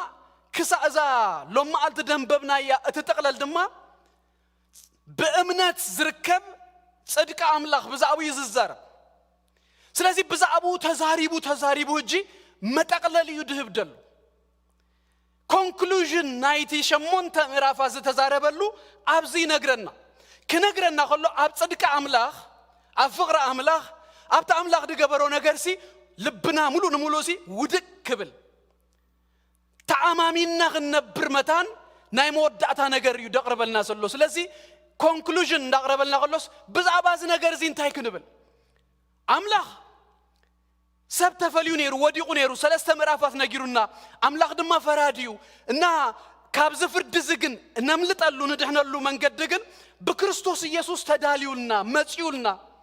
ምዕራፍ 4 ተጀምሩ ይነግረና ምዕራፍ 5 ክልተ አዳም ተቀዳማይ አዳምን ተኸላይ አዳምን ጌሩ ይነግረና ሰባት ብዙ ጊዜ ኃጢአት በአዳም ከም ዝመጸ ምንም ጥርጥር የብለውም ይፈልጡ ወይ አዳሚክ ኔቸርና በኩላህና ሐሊፉ صدق أملاخ دم معريو بهذا بكريستوس يسوع مزيول أدم هاتيات كجبر كله زين بركة جن أبوشتو كم أبوشت أدم سلزنا برناس بأدم كلات ناس أتي أدميك نيتشر دبهالكو حليف النامش أبوشت أدم كل الناس كلات ناس وديقنا مش أتما بقول هاتيات نبلو نجارسي حليفنا ناب كلاتنا لك دم خمو أبت زينا بركالو جزء دماس سليغا واقع خفيلو صدقي زبحال نجارسي نسوام تقولك سلازي بزعباز صدق زي متقال لي مراف شمون تغبنا خلو مراف همش تغميلنا شدوشته مسو خمسة سانا بزعبا مسو خمس موتنا قالنا يجرونا مراف شو عتا نايسب كل سيزنا قرنا مش واي أنا مقدور سب قالنا بلس بزعبو بالت بجزع رسوم بفقادون سي يصير مخانو ينغرنا مو تصارون كل نغراتو نغيروس مراف شمون تقرفنا خلص كنا نيسيبلك تعب املاخ دلو اب كريستوس دلوسي كنا نيبلون يلو بزعبا ز نغر زي نغرنا هجي كام مراف تشعت تكسب 10 هذا زلو بزعبا اسرائيلاويان يززارب بزعبا يهود يززارب شو يود امو كاب قدر 10 كام مراف 10 تغلت جميرو تبراكتيكال لايف هيوت يزنغر ስለዚህ ተን10 هذا ምዕራፋት እተናይ መጀመሪያ ትምርታትየን ኣብዚ ኣምዝ ወደእታ 9 هذا እንድኸይድ ከምዚ ድተፈልያ ኣርስቲ ክመስለና ኽእል ብዛዕባ እስራኤል ስለዝዛረብ ግን ኣይኮነን ንዩ ዘጠናኽሮ ዘሎ ኣብ ኣምላኽ ንዘለና ሕጂ ኣብ ክርስቶስ ኢየሱስ ንዘለኹም ሲ ኩነኔ የብልኩምን أب أملاخ عارفكم سيزر كأملاخ تقبلكم اللهم بس هو تزس عارفكم نبرو قبل كله بتجزيت نزو نبرو سبات ويدمانه توما يهوداويان بفلاي حان تحطو قدن ياخد مصو كما يجر كاد أخو متبل عرف كاين بلدعة توم قدم تمريص أمز نبرو إسرائيلاويان هجابي دا الله زبل حطو لازم أمسي كابتشعته كذا 10 هذا زلوا بزا أبوهم نايجزيابير بلان نايجزيابير أجندة نجيروا حجي أمراف شمونت قدر 30 هذا نكملس اتقدميتي مرتقم بقر انتهت بالمسلكم اجزيابير مسانا تحطو تخليتي أب قدر 30 هذا نزلا حطو أملاح مسانا غاب كونغ من يزق أومنا تحطو هازوني أملاخ مسانا خاب كونه منيو زك أو منا أبتوش تحطوس اتملس لنا 4 جزء منيو زبل أبزان قدرتات كنركبينا اتملسي حمدي هذا مانم منيو أبزا كيززيا كقاو منا زخل منيو اللهم دو مانم نمنتايو مانم كقاومنا زي كل ابو نغيرونا لو ان فاكت تا تግርኛ በጣም ጽቡቅ ገሮሚያም ተርጉሞማ አብዛ ናይ ቀደም ትርጉም እግዚአብሔር ምሳና ኻብ ኮነ if ዳይኮነስ since እግዚአብሔር ምሳኻ ኻብ ኮነሲ ማን ይقاومካ ድኸል ተቃውማ የለን ላይፍ በቃ አልጋ አማርኛ አልጋ ግን ትርዱ አይሆምሽ በቃ ምንም ነገር ዘይብሉ ሰይልካ ተኸይድ አይኮነን አሎ ነገራት ግን እናሳርካ ክትከይድ ዝገብረካሲ እትምስጢር እግዚአብሔር ምሳኻ ስለዘሎዩ ኢየሱስ ጎይታ እግዚአብሔር ምሳና ኻብ ኮነስ ማን ይዝቃወመና ይብል ዝቃወመና ክህሉ ኸሪው ግን ስዕረትና ወይ ድማ መስዓርና አወትናሲ ርዱእ ነገር ነመንታይ ሰማይን ምድር እንደፈጠረ ናይ ኩሉ ፈጣሪ ንጉስ ናይ ነገስታት ጎይቶትሲ ምሳኻ ከም ዘሎ እንደሕር ፈሊጥካስ ተአማሚንካ ይኻ ትኸይድ ስለዚህ ራእዩ እጂ ናይ እምነት ናብራ ናይ ዓወት ህይወት እዚያ መበገሲ ቤዝ እዚዩ እግዚአብሔር ምሳኻ ከም ዘሎስ ምፍላጥ እጂ እግዚአብሔር ዳአ ምሳይ አሎ ኣብ ደሃን ጊዜ ከሙይና ንብል እትሽግር ግን ገለ ኩነታት ክመጽኸሎስ እግዚአብሔር ምሳና ምህላው ክንጠራጠሮ ንጀምር ከሪእኩሜ እግዚአብሔር ምሳኻ ከም ዘሎ ፈሊጥ ካንተ አማሚንካን with confidence ክትጓዝ ከለኻ አወታሉ እግዚአብሔር ምሳኻ ከም ዘየለ ገይሩ ድማ ከረዳእካ ከሎ ጸላኢ ሽኡ ናይ ፍርሃት ናይ ጥርጥር በቃ ናይ አወድ ዳይኮነስ ይሁንዱ አይከውን ሽቁርና በልካ ይኻ ትኸይድ ሎም ማልቲ በኢየሱስ ክርስቶስ ስም እዚ ነገር እዚ ኣብ ልብና ይተኸል እግዚአብሔር ምሳናዩ እግዚአብሔር ምሳና ኻብ ኮነስ ማንዩ ዝቃወመና አብሉይ ኪዳን ብዙ ሰባት አለው እግዚአብሔር ምሶም ከሎስ ምሶም ከም ዝነበረ እግዚአብሔር ሲ ዘይተረዱ ያዕቆብ እጂ ሃንሳ ትርዝክሩ እንዲሁም ካብ ሐው ሐዲሙ ኸይድ ከሎ ኣብ ዘፍጥረት ምዕራፍ 18 ሲ ኣብቱ ዝሓደረሉ እምኑ ተተርኢሱ ኣብ ዝደቀሰሉስ እግዚአብሔር እኮ ምጹን ይሩ ትከውሂ ዝተተርአሶ ኣብቲ ጭንቀቱን ጉዩኡን ሲ ንክርስቶስ ይስካ ንክርስቶስ ሓቂፍካ ንክርስቶስ ተንተሪእስካ ከለኻሲ እግዚአብሔር ከምዘየለ ከምስለካ ኸልዩ ዳራይ ብድድ ምስ በለስ ኣነ ዘይፈለጥኩ ነይረ እምበር ለካስ እግዚአብሔር ኣብዚ ቦታ ዘሎ ምናልባት ኣይተረዳእክን ትኾን እምበር እቲ ዝሓዝክዮ ኢየሱስ እሱ ፈጺሙ ስለዘይሓድገካ ምሳኺ ዘሎ ኢየሱስ ጎይታ እዩ ፈሪሕካ ስለዝሃደምካ ነገራት ዝመስል ስለዘይኮነስ ሕጂ የለን ማለት ኣይኮነን እሱ ብናይ ኪዳን እዩ ጉዳይ ምስ ኩነታትና ዘይኮነስ በኪዳን ንሱስ ምሳና ኢየሱስ ጎይታ እዩ ኢዮብ ሽግራት ምዝበዝሆ አምላክ እኮ ብዛዕቡ ይምካዩ ሪኻይዶ ከም ባሪያይ ከም ኢዮብ የለን እና በላ አምላክ ብዛዕቡና ተመከሐ ንሱ ግን አምላክ ምሱ ከምሰሎሲ አይፈለጠም ተጠራጢሩ ኢንፋክት ከማነይ ጸላዩ ገሩ ሐሲቡ የት አምላክ ግን አብናይ አምላክ ኮርት አብ ሰማይሲ እግዚአብሔር ሲ ብዛዕባ ኢዮብ ዝዛረቦ ነገር ካለ ለከ ከም ዮሐንስ መጥምቅ አቤት ማሰርት መስአተወ ከቤት ማሰርት ገለ ምስራኤት ኩነታቱ ይሪው ሰቢሁ ቅድም ሁሉ ሰብ ሐዙኒ ቅድም ሁሉ ሰብ ንኢየሱስ ዝፈለጠ ዮሐንስ ከተመቅ ኢሉ ጎይታና ኢየሱስ ክርስቶስ ናብ ዮርዳኖስ ማይ መስመጸ እነሆ ናይ ዓለም ኃጢአት ኩሉ ዘርሕ ገንሸል አምላክ ኢሉ ዝነገረን ንመጀመሪያ ጊዜ ኢየሱስ ክርስቶስ ዘፋለጠን ዮሐንስ ኩነታቱ ግን ህጂ አቤት ማሰርት ምስኮነስ ጥርጥራት ይዎ እና መልእክቱ ልይኹ እትትመጽሲ ንስኻዲኻ ወይስ ካል ንጽበይና ገሌልዎ ሎማ አልትንታይ ክብለኩም ድደሊ ያብታና የመጀመሪያ ነጥበይ ኩነታትኩም ሲ ንሱ ምሳኹም ከም ዘሎስ ናብ ጥርጥር አየትወኩም ኢየሱስ ጎይታ እዩ ኩነታትኩም አይስበኩም እዚ ቃል እዚ በኢየሱስ ክርስቶስም እሙን ዝጸነቀ ቃል እሞ አብዝ ንውደቅ ኢየሱስ ጎይታ እዩ ኩነታት ክለዋወጥ እዩ ነገራት ክቀያየሩ ዘይቀያየር ግን ኪዳን ጽኑ ቃል ከም ዘሎና ግን ንዘክር አማቴዎስ ምዕራፍ 14 በጣም ደስ ትብለን ነገር ግን አለ እዚ ኢሉ መልእክት ምስለ አኸ ዮሐንስ ናብ ኢየሱስ መጽዮም ዝምስ ነገርዎ ኢየሱስ ሽኡ እቲ ዝኸውን ዘሎ ነገር ሲ ንገርዎ ኢልዎ እውራት ይሪኡለው አንካሳታት ድማ ይዘሉ ይፍወሱለው ትዝኸውን ዘሎ ዘበለስ ንገርዎ ኢልዎ ቶም ካብ ዮሐንስ ዝመጹ መልእክተኛታት ነዚያ ሂዞም ከይዶ ንሳቶም ልክ ምስከዱ ግን ከምዛናይ ኢዮብያ ዮሐንስ ደይፈልጦ ዮሐንስ በትግዜት ዘይሰምዖ ነገር ግን ኢየሱስ ተዛሪቡሉ ካባዋልድ ካብ ዘተወልዱ ዘበሉ ሁሉም ሲ ከም ዮሐንስ ዝበለ የለን ይሉ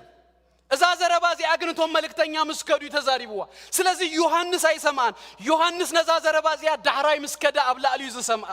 ስለዚህ እንታይ ክብለኩም ደሌ sometimes ኩነታትኩም ይሰብከኩምሙ አምላክ ከምዘየለ ገሩ የሪ ግን አምላክ እኮ مساخات رايده يكونس كم بعال يوبن يوحنسن سي زمكحل كاون ياتو يوحنس ايترد اتون زيا ግን ኢየሱስ ክርስቶስ ሲብዛቡ ዝዛረበው ነገር ሲ ካባዋልድ ካብተወልዱ ዘበሉ ሲ ከም ዮሐንስ ደበለ የለም ኢየሱስ ጎይታይ ሐደሰብ ከም ጻልኩምሞ እሳ መቀይሮ ተኾነናያ እጅዚ ጸላኢኻ خመስለካ ኸሎ ከም ዘየለ خመስለካ ኸሎ ዝገልጹ ተዛሪበ ናይ በዓል ኢዮብ ጌዲዮን አብ መሳፍንት ምዕራፍ 6:7 ታሪኩ ለና መጽዮም ምድያማውያን ፍረናይ እስራኤል በቃ ከጥፉ ኸለው በጣም ክፉአት ጸላእትዮም ባይዘው ምድያም ክዘርቕ ኸለኻ ይመጽን ምድያም ክቦቁል ከሎ አይመጽን እዩ ክዘርቕ ኸለኻ ስቕ ይብለካ ክቦቁል ከሎን ስቕ ይብል ለካ በቃ ሃርቨስት አከብኩ ኸተብል ከለኻስ ሹዝ መጽጸላይ ለካ በቃ ፍሬ ረኸብኩ ሃሌሉያ ኢሉስ እስራኤል አጺዱ ኸእቱ አብዝበለሉ ጊዜ ሲ አብ ዘርዒ ጊዜ ዘይመጸ አብ ምብቋል ጊዜ ዘይመጸ አብ ፍሬ ጊዜ መጽዩ አንድድ የብለሎም يطفعلهم ذا አይነት ጸላይ በኢየሱስ ክርስቶስ ስም ይተሐረም ካብ ህይወት ነፍስ ወከፍና በኢየሱስ ክርስቶስ ስም ይወጋ ስለዚህ ስለዘዳኸሞሱ ንቤቱ ትኸውን ሓንሳ ንሽተይ ነገር እኳ ኣብ ገዛ ኮይኑስ እንታይ ይገብር ነይሩ ይብለና ይዘብጥ ነበር ይብለና ምሽ ሕጂ እኽሊ ዝዝበጥ ኣብ ደገ እዩ ንፋሱን እናሓገዘካ እዩ እምበር ኣብ ውሽጢ ሳይ ግን ኣትሊስት መናበሪ ገለ ንእሽተይ ነገር ክረክብ ኢሉሲ ኣብ ውሽጢ እናዘበጠን ከሎስ መልአክ እግዚአብሔር መጽዩ ኣታሃያል ኢልዎ እግዚአብሔር ምሳኻ ኢልዎ ሕጂ ንሱ እግዚአብሔር ምሳኻ እዩ ብኪዳን እግዚአብሔር ምሳኻ እዩ ብተስፋ እግዚአብሔር ምሳኻ እዩ ብቃል ደይኮነስ ብኩነታት ገይርዋ ነቲ መልአክ እንታይ ኢሉ መሊሱሉ እግዚአብሔር ምሳኻ እዩ ትብለንሲ ድኸውን ደሎ ሳይትርኢ እንዲኻ ኢሉ ሚዲያም ከም ዝናገበረን ከሎሲ እግዚአብሔር ምሳይዶ ኣሎ እዩ ሕጂ ገሌኻትኩም ኩነታትኩም ክረአ ከሎ ህይወትኩም ሕጂ ክትረአ ከላስ እግዚአብሔር ምሳኻ ምሳኺ ከም ዘሎስ ዘየብል እዩ ዝመስል ግን እግዚአብሔር በስኩነታት እግዚአብሔር በተተሐልፎ እግዚአብሔር በተተኸዶ ነገርሲ አይምዘንን እዩ አንቲ በጣም ድፈቶና የአማርኛ መዝሙር አለ ኩለን ተን አባዘለዋ ቁጥርታትን ቃላትን ደስ ይዝብለን አትወሰንም በኔ ቃላት ብዛት አትገመትም በሺ ቃላት ብዛት ገለድብል መዝሙር ተፈጥቶ ናይ ባል ጌታ ያውቃል በክረምት በበጋ በቃ ብዝሐልፎ ኩነታሲ አይትምዘንኒኻ እሱ ኩነታሲ ስብከት ይኸውን እንዲሁ ንጌዲዮን እምባር ሰቢኽዎ ዳራይ ግን ጌዲዮን ተለውጡ ጌዲዮን ከም ተለወጠ ጌዲዮን አጸቢቑ በቃ ካብ ዝጫፍ ናብ ዝጫፍ ከም ዝመጸ ተፈልጡ ምንታይ መስለኩም ጌዲዮን እግዚአብሔር መሰረድኦ በቃ ምስተለወጠ ዳራይ ናብ ምድያምያን እኮ ኩናት ወሪዱ እሱ ሓደ መስፍን እንዲሁ ንእስራኤል ዘረፈ እንዲሁ ካብ ዞም ጸላዕቱ ናሆ ክዋጎም ክኸይድ ከሎስ ብዙ ሰራዊት ይዙ መኻርሲ አይደልዮ ክንደይ ተባሂሉ 300 ክንደዩ ግን ድገጥሞም 32,000 ሰራዊት ሕጂ በእምሮ ፍጹም ማች አይገብርን 32,000 ክትዋጋእሲ 300 ሒዝካ ይትኸይድ ጌዲዮን ግን 300 ሒዙ ክኸይድ ድገበሮ ነገር እንታይ ይተልኩምኒ ሓንቲ ነገር ተረድዩ እግዚአብሔር ምስኡ ከም ዘሎ ከም ናይ ጌዲዮን ብዙ ፕሮሰሳት እዚያ ናይ ጥራይዳ ትርብሸኒ ናአኻትኩም ይስማዕ ዲዩ ዝጭሽሽ ድርብሽ ድምጽ ኣሎ የለን አሎ ወላቲአ ሄኖስ ንቕይራ ስታይት ኮይና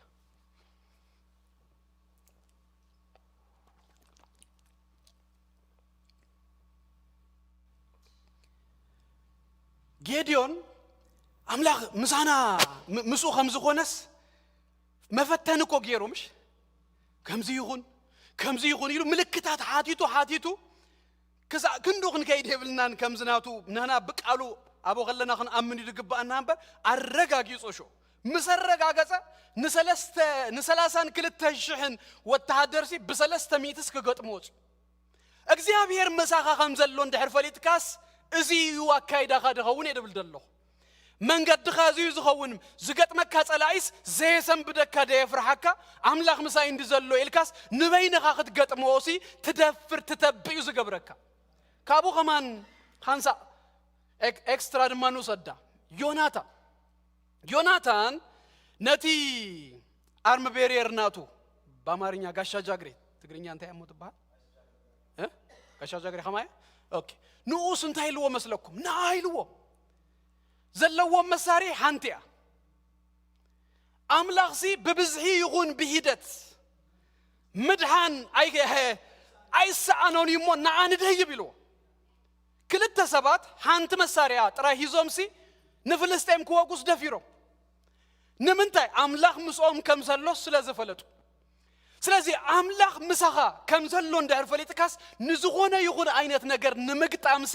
እምነት አለካ ትብዓት አለካ you have a confidence ስለዚህ ጳውሎስ እንታይ ዝብለና ዘሎ አምላኽ ምሳና ካብ ኮነስ ማን ይዝቃወመና እጃምጽዎ ደርድርዎ ምስ አምላኽ ሲ ማች ክገብር ኸልጁ አይከልኒ ስለዚህ አምላኽ ምሳኹም ከም ዘሎስ ፍለጡ እዝስ ይረዳእኩም ይዝብለና ዘሎ ኢየሱስ ጎይታይ እናደጋገመ ብህቶና ገበረ ዝተፈላላዩ ነገራት እናምጸ ፍቅረ አምላኽን ናይ አምላኽ ነገር አባናንሲ كأتولنا يزدل صلوتي أنا ونزيو بزنوك هوزي بزرف دزي عبلبنا ستم يلونا عملاق نجرسي كأتو يسوس قويتايو مودعتا زبلا نجرسي تعامين نغنوت سكاب زجازي كفقر عملاقسي زفلين يلن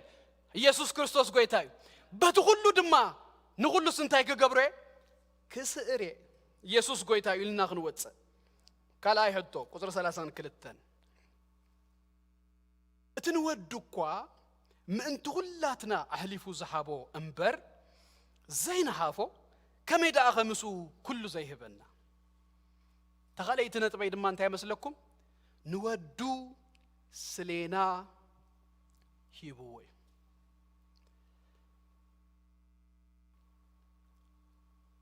نودو أكوا مأنتي كلاتنا أهليفو زحابو أمبر زين هافو تحطو زيها كم يدا مسو كل زي هبنا اجي نخلص كهبنا أملاقسي يخيليو وايد هبنا كم زغنس رقص أنيا نخو نهادا ودوس نمحابسي أين حافون naturally ولدي نودهم سي protect يم زقبرو ندقهم سي protect يم زقبرو نهمق نجار سي حليفو ما يهبونيو نزقودهم نجار سي حليفو ما يهبونيو لبناس مسدقنا سف يا تبل مش نجار جن انت يبلنا لوس أملاخ جنا يبلنا نتحدى ودوس يحلفو هيبو ويو هجي يحلفو نتحدى ودو كاب حابو كما يدا أتخال إديه بنا هجي صبوك يركم هذا نايتا ملغتي سنترال مسيج أبزا غزر سلاسان كلتن يا زل نايب أولوسون ناب زهايست كستايز وصدا أبزي أيو أمسو وجابا أمروهم رايت ناوسي نأملاخ تلمنو وانت حطو ونقر انتايو أملاخ زيك قبر اللي تبلو ونقر سي انتاي دو هيغو بزا أبو هجشو أملاك هيبن دو هيبن زبل ترترن قلن آتيكم دو من هالبات دو جيزيس لازناوها تسفاقت قرطو دو جميركم اللهم بزك على زنب أرلومي كبرات أكم دلي أملاخ نكريستوس يسوس كاب حابكاس كالي نقرات كيبكاس نمنتا يبكالكا أملاخ نكريستوس يسوس كاب حابنا كما يكلو مسو زي هبنا أب بيت فردون كمو يقبريو زبلان بيبال لويرات ككاتو خلو كيزوم كقربو خلوس from the higher نابت lesser يماتو هجي باولوس انتا يمسلكم زقبر زلو كريستوس زعكل كابتو حبكا the higher أمسيوه شو كابو نتحت زلو نجراسي دردر روندو خما يجرو ده بكا أبزن دهر تأمامين كالله خاتوين كاس أبزي حتى كمان كهون يبلوني يسوس قويتاي أرى يسوس قويتاي هجي نسب عندي وانا دليتنا أورا دليتنا أنت يا مسلكم دهنت صدق أملاخ إذا دهنت زي آدم مس توهيباتنا بمن بكريستوس يسوس نهادا ودو يحلفو بمحابسي أملاخ نزيا دليت ناس ملي أواي سلازي يسوس كريستوس قام مسكال يحلفو بمحاب ندهنت نصدقي كابحاب الناس كما يدا تخالسي مسؤ زيهبنا يزب لنا زل تعامامنو كهبكا ينبر يسوس كريستوس قويتاي هذا سبعي نزيا كقلت أخلو سنتايلو مسلكم ناب دايما الدشية قالوا جزا أنت تخيل له نا كتجزء دليخا متى يخلى خابو دحرا أنت أخذ دليخا يبلك كاتوانا نبل توانا شو حاتيتو دايما كجزء متى أوكي لو ما قلتي أنا gift دهبل لو ما قلتيو نا don't worry بزعباتي تخاف لواجا اتعزبلت أبزا دكوان زي أزلا دايما زي آية and take it for free تيلوكا دهراي تازبلت تازغبرت دايما داب تجزات واهب كاس متقللي ويمشفني نمحتات تحفر ديخ بجخبا متقللي كتبني تخيل دو قال إلك أيتلمنون يا اتزبالت أنا جرسي هيبوك كاسل زلوس نتي أمحتات دا منم تسقعلو تسكفلو نجاري بالكن سلزي أبزبوت هذا ما بقوله زبلنا أنت إزلو مثلكم اتزبالت هي هبوس وديو ودو دعكل كابهابنا كالمسوس كله نمنتاي زي هبنا ኢየሱስ ካብተው ሀበና ኢየሱስ ካብረኸብናሲ ካለ ምሱሲ ከመይ አብሊጹ ከመይ አብዚሁ ዘይበና ተወሃብ ድማስ ኩሉ ብዝብል ይዝገልጹ ኩሉ አና መጽሐፍ ቅዱስ ዘለው ቃላት በጋጣሚ አትዮም ላይ አምኔ is for a reason ስለዚህ ገለ ነገራት አይብልኒ ኩሉ ኩሉ ኩሉ እጂ ኢየሱስ ይቡናስ ንኻለ እጂ ዳርዲው ዝደሊ whatever بلو صراحة ديو تمرت ديو قل ديو whatever عينت نجار نتحطو زلغاسي نتحطيو زلغزي نودو يبوكس نزخ غلاكي نزخ غلاكا زي زبلنا زلو يسوع كريستوس قويتاي كبرنا أملاخنا يقول هذا ميسيوناوي كاب أد إنجليزنا بتشاينا خيدو ديفيد هيلز يدبهال نازي ميسيوناوي مسكدة أب تشاينا دهراي بزو ونجل كسبه قل أبيات كريستيانات بلان تجيرو قل بزوح نجارات تجيرو دهراي هذا معلت حنس أيسر هنيرم ناتي بيت كريستيان دخو شو نابتاز لا أخذته محبر دبدب بيت يحفو دبدب أنت إزبل حنس أخن سرح دلينا لنا مو جنا فند ريسورس يرلي لنا يمو بجاهم زي حجزونا زبل دبدب ناب نام محبرنا بقد إنجليز ليهم دهراي هذا دبدب مسيا محبر تنبيبا تزلقنا يوم يسوناوي ديفيد هيلز كم زيبلنا لهم فندرز كن قبرلو ينا تباهيل دهراي أبتو بيت كريستيان يواص عنيرو جنزب أبوه مستر هيلز بزو حفتام سباي نبرن تقول له جوا أي فلتيو توتوس وسون زنبر السبينيرو كواص كله أنا يلو همش تميت باوند هبيل الجزي باك 200 years قال إذا بلكم زلوا خص لذي همش تميت باوند تعب بزوج جنزب نت نابروز فلتو سبات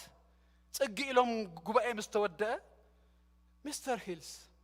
همش تميت دولار سي باوند سي بزوحيو كم يدعى مستنابرخس تخلوزي لهم أنا كويلوم نشاينا زبالة صحية بيدهابكو نديفيد هيلز يلو نودي دعكل هيبسي هجي حمشتا 100 باوند سي زبق قلو مغنياتي بالله دقرمو كي ميسونايا توم ولد دومون يقرمو مزه هجي زلو زمنا يترعيو جيت تليفون على إلكا تدولالو قلا يجزيو شو قن بمركب يزغي الدبداب يمسو يترافو قلا أيفلتا ناب عدنا دمسو خمانسي دقرمو يوم تدبداب بيتاتهم قال لك كنيشة بالمصحف الله أنا نقولو إرتراوي دخونا أماني كم ببقى إنكرج دقبر دغفلوا واقاتات زغفلوا نجارات كتروا يغلقهم بالتعامي زجر anyway تانت بيكم الله سمو نزسب أيزس ودو كاب حبس هم مش تميت باوندسي من الميايز بلوم زلوا أولوس دم ما بزز بلا نازلوس نودو كاب حبك كاسي نغالو كله مسو كي هبكاس زبك الكام غنيات يبلون يسوع كريستوس قويتاي سالساي قدر سلاسان سلستن نتوم هريات أملاخسي زغسهم منيو حطي أبا خلد ما مليسوا لنا شو أملاخ يتزصدق نتوم هريات أملاخسي زغسهم منيو أملاخ يو اتزصدق زرغبنا يو صدقي مردعنا كاب أملاخ نجارات كن حتت كن قبل مسوغن القعاسي بتاعمي مسارتاوين أقداس النجار بزحتو جزيت زمت أنا يو باك جراوند نصدقي حدا زي بتصح نجار جيروم سلازم هارونا خامو سلاز تردعنا هجون مسمت أنا مجمرة خندهن كلنا كوا يبرحلنا نشبط أمه قورم مس أنا هنا جن نابتنا يقدم نجارسي كي تردعنا شتت نابلنا نخيلنا نابت نجارنا خاب أملاك نقبل اللوسي performance يخون أب كند صدقي أب كند صدق أملاك مرداسي أب كندك زيابير زحابنا نجار مفلاسي انتهي يخون مالتيو مستو زلخا يخونتات صبوا تقنيها نأملاك نمحتاتو دحانيها تبيخا تبل صبوا أب زيك أن خلو دماس أملاك سي شو ما قلتك هم زي زغري هلكا شو قنا هيبكاني زخونه ነገር هذا سبب ذا سمسيا يمسكرلو نيرنا حتى ببهتو جميللو دارينا هذا ساعات قال زخون سي اردي لو مين ابغيتا انت تخيل وي غويتا انت زمصسي انتاي تركب يመስلك كايلا جميللو انتاي يلوني ابزلان قنا ቅዱስ ቁርባን አይወሰድኩን ኮንፌሱን ጌራ ይፈልጥ ይሞ አይመስለንን አምኖት ጉድ ይሉኒ ህጅሪኹም ምስትናቱ ተዝወስድከ ተዝገብርከ ገለ ነገር ተገይሩ አምላክ ቀበሎይ እንተ ዘይገይሩ ድማ አይቀበሎኒ እዚያ ተሐሳሰብ አያት መጸናሪኹም ናአናው ናአስኪ ንጸሊና ሓደ ሕሙም ተይልናዮና ሓደ ሰብ ጽቡቕ ዝጸልየሉ እንተ ኮይኑ ንጸልይ ይብል ማለት እዩ ኣብቲ ቁርብ ድደኸመሉ ቅነ ተኾይና ግን አምላክ ጸሎቱ ዝሰማ አይመስሎን ንምጽላይ ከማን ንኺድ ንጸልይሉ ኢዱ ንምንባር ከማንሲ አይተብእ ህጂ አበይ ናይ አምላክ መልስሲ አበዩ ተኮይኑ ዘሎ አበይ አቀሚጥና ያለና ኣብቲ ፐርፎርማንስ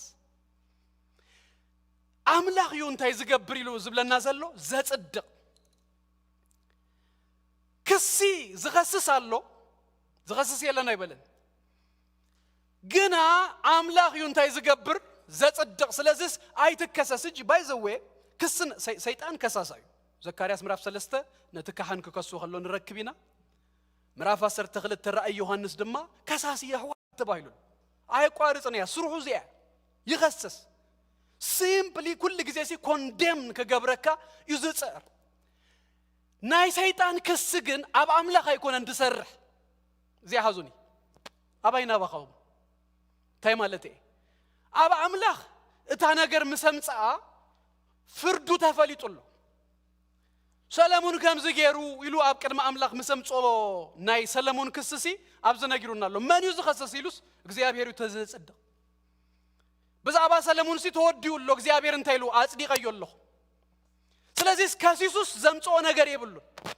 ግን ነትክሲ ንሕና ክንቀበሎ ከለና አብዛ አምሮና ግን ጊልቲ ኮንሽስ ክንሕዝ ከሎና ግና በእምነት ካብ አምላክ ከይንቀበል በእምነት ምስ አምላክ ከይንጓዝ ግን ናአና ግን አጋቲና ይኸው ስለዚህ ሎም ማልቲ ከሳሲና ዘበለ ሁሉ ተደርብዩ ምዃኑ ፈሊጥናስ ካብ ነፍስ ወከፍና ድማ በኢየሱስ ክርስቶስም ንደርብዩ ይንከራሮ ክብርና አምላክና ይኹን እግዚአብሔር እዩ እንታይ ዝገብር ዘጽድቅ ቁጥር 4 ምዕራፍ 8 ቁጥር 34 ዘላ ምሱ ተታሂዛ ተኸይድያ እቲ ዝኹንን ከመንዩ ይብለና ክርስቶስ ኢየሱስ እቲ ዝሞተ አረካ ሙታት እኳ ዘተንሰአ አብ የማን አምላክ ኮይኑውን መእንታና ዝልምን ዘሎ እዩ እጂ ዝኹንን ከመንዩ ኢሉስ ክርስቶስ ኢየሱስ ይሉና ከብርሃይ እታ አብ ቁጥር 34 ወይ ራብዓይ ነጥበይ ግን ሞር ክትሕዙ ላይ ትደሊ ክርስቶስ ምእንታና ይልምን ትብል ሓዙሞ ዳህራይ ዚኣ ከብርሃ ክፍትኒ እቲ ዝኹንን ማን እዩ ይብለና ኢየሱስ ይሉና ተዝሞተ ካብ ሙታን ድማ ዘተንሰአ ህጅ ድማ ምእንታናስ ዝልምን ዘሎ እዩ ይብለና ኃጢአት በመሰረቱ ክንገብር ከለና ንመኒና ንብድሎ ንአምላክ ኮይና ንብድሎ ሉቃስ ምዕራፍ 15 እትጥፉ ወድ ኸመጽኸሎሲ ንሰማይን ንአኻንሲ እንታይ ገበርኩ ይሉ በደልኩ እጂ ድኾነ በደል ክንገብር ኃጢአት ክንገብር ከሎናስ ዝብደል ዘሎ አምላክ እዩ ስለዚህ ዝተበደለ አካልዩ ድማስ ከኸስስ ዝኽእል ኃጢአት በመግባርናስ ሰይጣን እንታይ ተበድሉ من كيأتي وحج كساسي خو دنجت يطبلق له زمان تنبر أيقدسون كمان أحسكم منه it is not his case أبزيوز سر حال نازل لمبر ما سمون تاي كمان حقوسو هاتيات تجبرنا حقوسو جن بهاتيات ناس مليسوس أب كندي لك عملا كوينوسي كسد ما يزو قرب أبزابوت هذه أجن تترديون نانتايز بالمسلككم أبيت فرد زلوا سلستيو نجرسي بيسوس يتتحيزو فرادي يسوسيو طبقة يسوسيو كساسيون يسوسيو سلازي كابتا كسي زي تملطلو معاس انت خونيو اب كريستوس يسوس انت زي اللخا ككسس يسوسيو دفرد يسوسيو دطابقون يسوسيو زبلنا زل صبق غير اخدرداكم سلاز دلي زيا حنس ادما اتو كبلكم ماركوس مراف كلته اما تيوسون الله ذا تاريخ مثلا مراف شمون تكله خبابي هذا تاريخ تفصيمو ذكروا يو هذا غروز لمسسب ايسي ناب يسوس كمصو ودليو يسوس كفوسو متا تمصو تا يسوس زمهرلا بيسي تقطق الى مري الله نا هذا زلمسسب أربعة يروختيم تتحيزهم سي ب ستريتشر غيرهم تسكيمهم ما يمسيو بتا معلتتي ادم ما ابتا غزات يا تقطق الهم زمهارو زلو سباسي بوتوم غديفهم نزيوم سبات زيوم ادل كبو سايدليو دحانا نكوا صباحهم كمهاري نو مسخاتكم يلو كاتهم زفقد يله كل سبسي او اذا ادل زي اخن تقملينا يلوم سي كلهم يم دمهارو دلو አቡ ፈሪሳውያኑን አለው ነገር ድደልዮም ግን ታገዛ ሳጻቢቦም አለው ሳቶሙ ዳራይዞም ሰባት እዚኦም በጣም ዝገርሙ የሩክቲዮም እዚኦም ድማ ተስፋ ቆሪጾም ወለ ጽባህ ንመጽ ወይ ካለ ፕሮግራም ባርዚያ ኮንፈረንስ ሳይሰለጠትን ኢሎም አይከዱ ኖ today is the day ዛማ አልተዚያስ ሐውና እዛ አርክናስ ከፈወሳለው ወይለው ብላዓለመጽዮም نتنا حسك أديدومسي أبتا يسوس زمهرلاس بربعة جمد جيروم أوريدوم تقرمي يسوس النام هاريو تاجزات تغطي الله بمسكوت بمعصو غالريوم ما توي تساينو الله بلا على قديدوم وانا تجزان تايب لهم خو شجري يلا ندحراي كنكف لك كائنا ترايز سبزين تايكون الله يفوس أمس يوم أوريدوم لك مسرعي هو يسوس كريستوس تقرمو حاتياتك تهاديقات الكيلو فريساويان جزبلو وحزوني ازغايلهم منيو حاتيات دحدق حقهم يوم زتبدلت رايو حاتيات كحدق دخل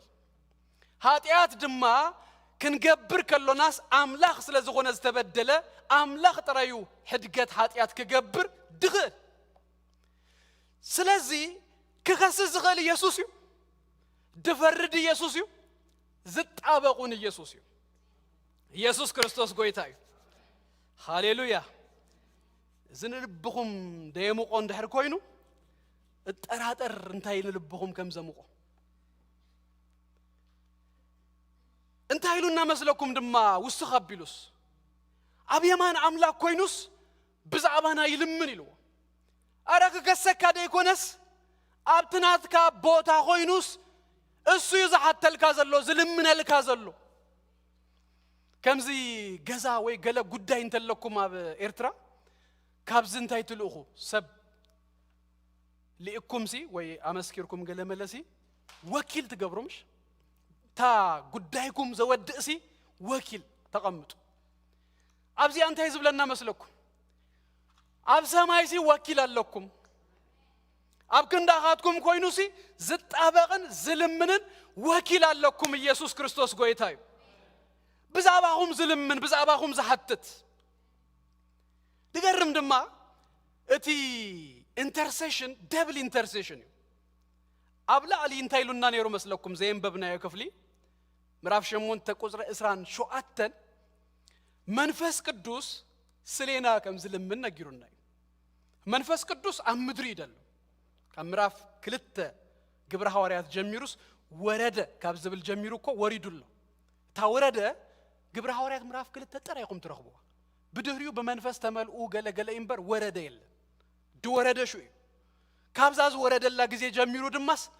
منفس قدوس هاي كدن مسانال إذا عم مدرز الله منفس قدوسي بز أباغاس يلمن السو كي أكل دماس أب سماي دماس يسوع كمن دجناس بز أباغاس يلمن يسوع كريستوس قويتاي كم هيدا زبل نجاري سلازيس مانيو دخون نكا كخون نكا زغال يلن ኣብ ክንዳኻስ ደው ኢሉ ዘሎ ኣብ ክንዳኻስ ዝራኤል ካዘሎስ ንሱ ይብለና ኣሎ ኢየሱስ ክርስቶስ ጎይታ እዩ ዮሐንስ ወንጌል ምዕራፍ 8 ተፈልጦ ይኹም ንሓንቲ ሰበይትስ ዝዝሙ ኸላ ተረኺባ ኢሎምሲ ሂዞማ መጽዩ ብጣዕሚ ጨከና ሰባት እዩ ፌርነስ ድበሃልሲ ብጥቆም ደይተሓልፍ ነታ ሰበይቲ እቲኣ ንበይናዮም ሂዞማ ዝመጹ ዘለው ሂዞማ ዝመጹ ዘለው ድማ ኢየሱስ ክርስቶስ ኣብ መቅደስ እናመሃረ እዩ ነቲ ሰብኣይ ኣየምጽዎን ዘየምጽውሉ ምኽንያት ከማን ኣይተዛረቡ ሃዲሙና ወይ ገለ የብሉን ነታ ሰበይቲ ግን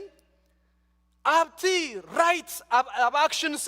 ዊ ኮውተር ዓይነት ሂዞማ መጽዮም ስለዚ እንታይ ትግምቱ ዋላ ጦይ ክዳን ዶ ተኸዲና ትብልዋ ፍርቂ ክዳን ወይ ገለ ዘለዋ ማለሲ ከረዱ ክብሉሲ ጎታቲቶምሲ ከም ዘላትዮም ንየለ እዚኣ ሰበይቲ እዚኣ ሂዝናያ ክዝሙ ኸላ ሂዝናያ ና ሙሴ ድማስ ንኸምዚኣ ዝኣመሰለ ሰበይትስ ብእምኒ ብዳርባ እምንስ ትሙት እዩ ዝብል ስኻ ኸ እንታይ ትብል ኢሎሞ ትቃል ዝሓባው ንሱ ስለ ዝኾነ ሽግር የለና አቡ ሰማማ እወ ትሙት ኢለዋ ኣብቲ ፈራዲ ኣብቲ ቀታሊ ኣብቲ ኤክስኪዩት ድገብር ግን ነዚ ፍርድዚ አቡ ግን ሕቶለኒ ኢልዎ ነዛ ሰበይቲ እዚኣ ቀዳማይ እምኒ ዝድርብ የላ ኢልዎም ኃጢአት ዘይብሉ ኢልዎ ካብቶም አበይቶም ጀሚሮም ይብለና በብሓደ እስከዱ ይብል ኣብ ሰብ መቼም ብዕድመ ክትውስክ ከለኻሲ አትሊስት ብዙ ኃጢአትካስ እናተረዳእካ ይድኸይድ ስለዚ ካቦም ይጀሚሩ ቀስ ብቀሲ ሓደ በሓደ እስከይዶ ዛ ሰበይቲ እዚኣ ሹበይና ተሪፋ ከሰስቲ ኸያበ የለው ኢልዋ ኩላቶም ከይዶም ኢላ ኣነውን ኣይፈርደክኒ ደጊም ኃጢአትሲ ኣይትግበሪ ክርስቶስ እንታይ ኣይፈርደናን ኣይከሰናን የግዳስ ብዛዕባ ናስ ኣብ ሰማይሲ እንታይ ይገብር ይዝብለና ዘሎስ ወኪሉ ናስ ደው ኢሉሉ ኢየሱስ ክርስቶስ ጎይታ ሃሙሻይ ናይ መወዳእታ ካብ ቁጥር 35 ክሳብ 39 ግፍሕ ዝበለ ክፍሊ ግን በሓንቲ ሕቶን በሓደ ድማ መርቶን ጠቕልል ኣቢልና ክንድሪዮ ኢና ታቶ ካብታ ፍቅሪ ክርስቶስ ዝፈልየና መን እዩ ታመልስ ድማ መወዳእታ ሹ በዚ ሁሉ በተዘፍቀረና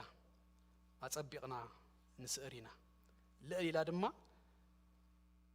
ኣብ ክርስቶስ ኢየሱስ ጎይታና ዘላ ፍቅሪ አምላኽ ከቶ ከፈልየና ዝኽእል ከም ዘየለ አርጊጽ ኣለኹ እጅ ዲፕ ደኾነ ኮንቪክሽን ኣለዎ ጳውሎስ ካብ ፍቅሪ ክርስቶስ ዝፈልየና የለን ታናይ መወዳእታ ነጥብ እዚኣ ካብ ፍቅሪ ክርስቶስ ዝፈልየና የልቦ ካብ ፍቅሪ ክርስቶስ በሉ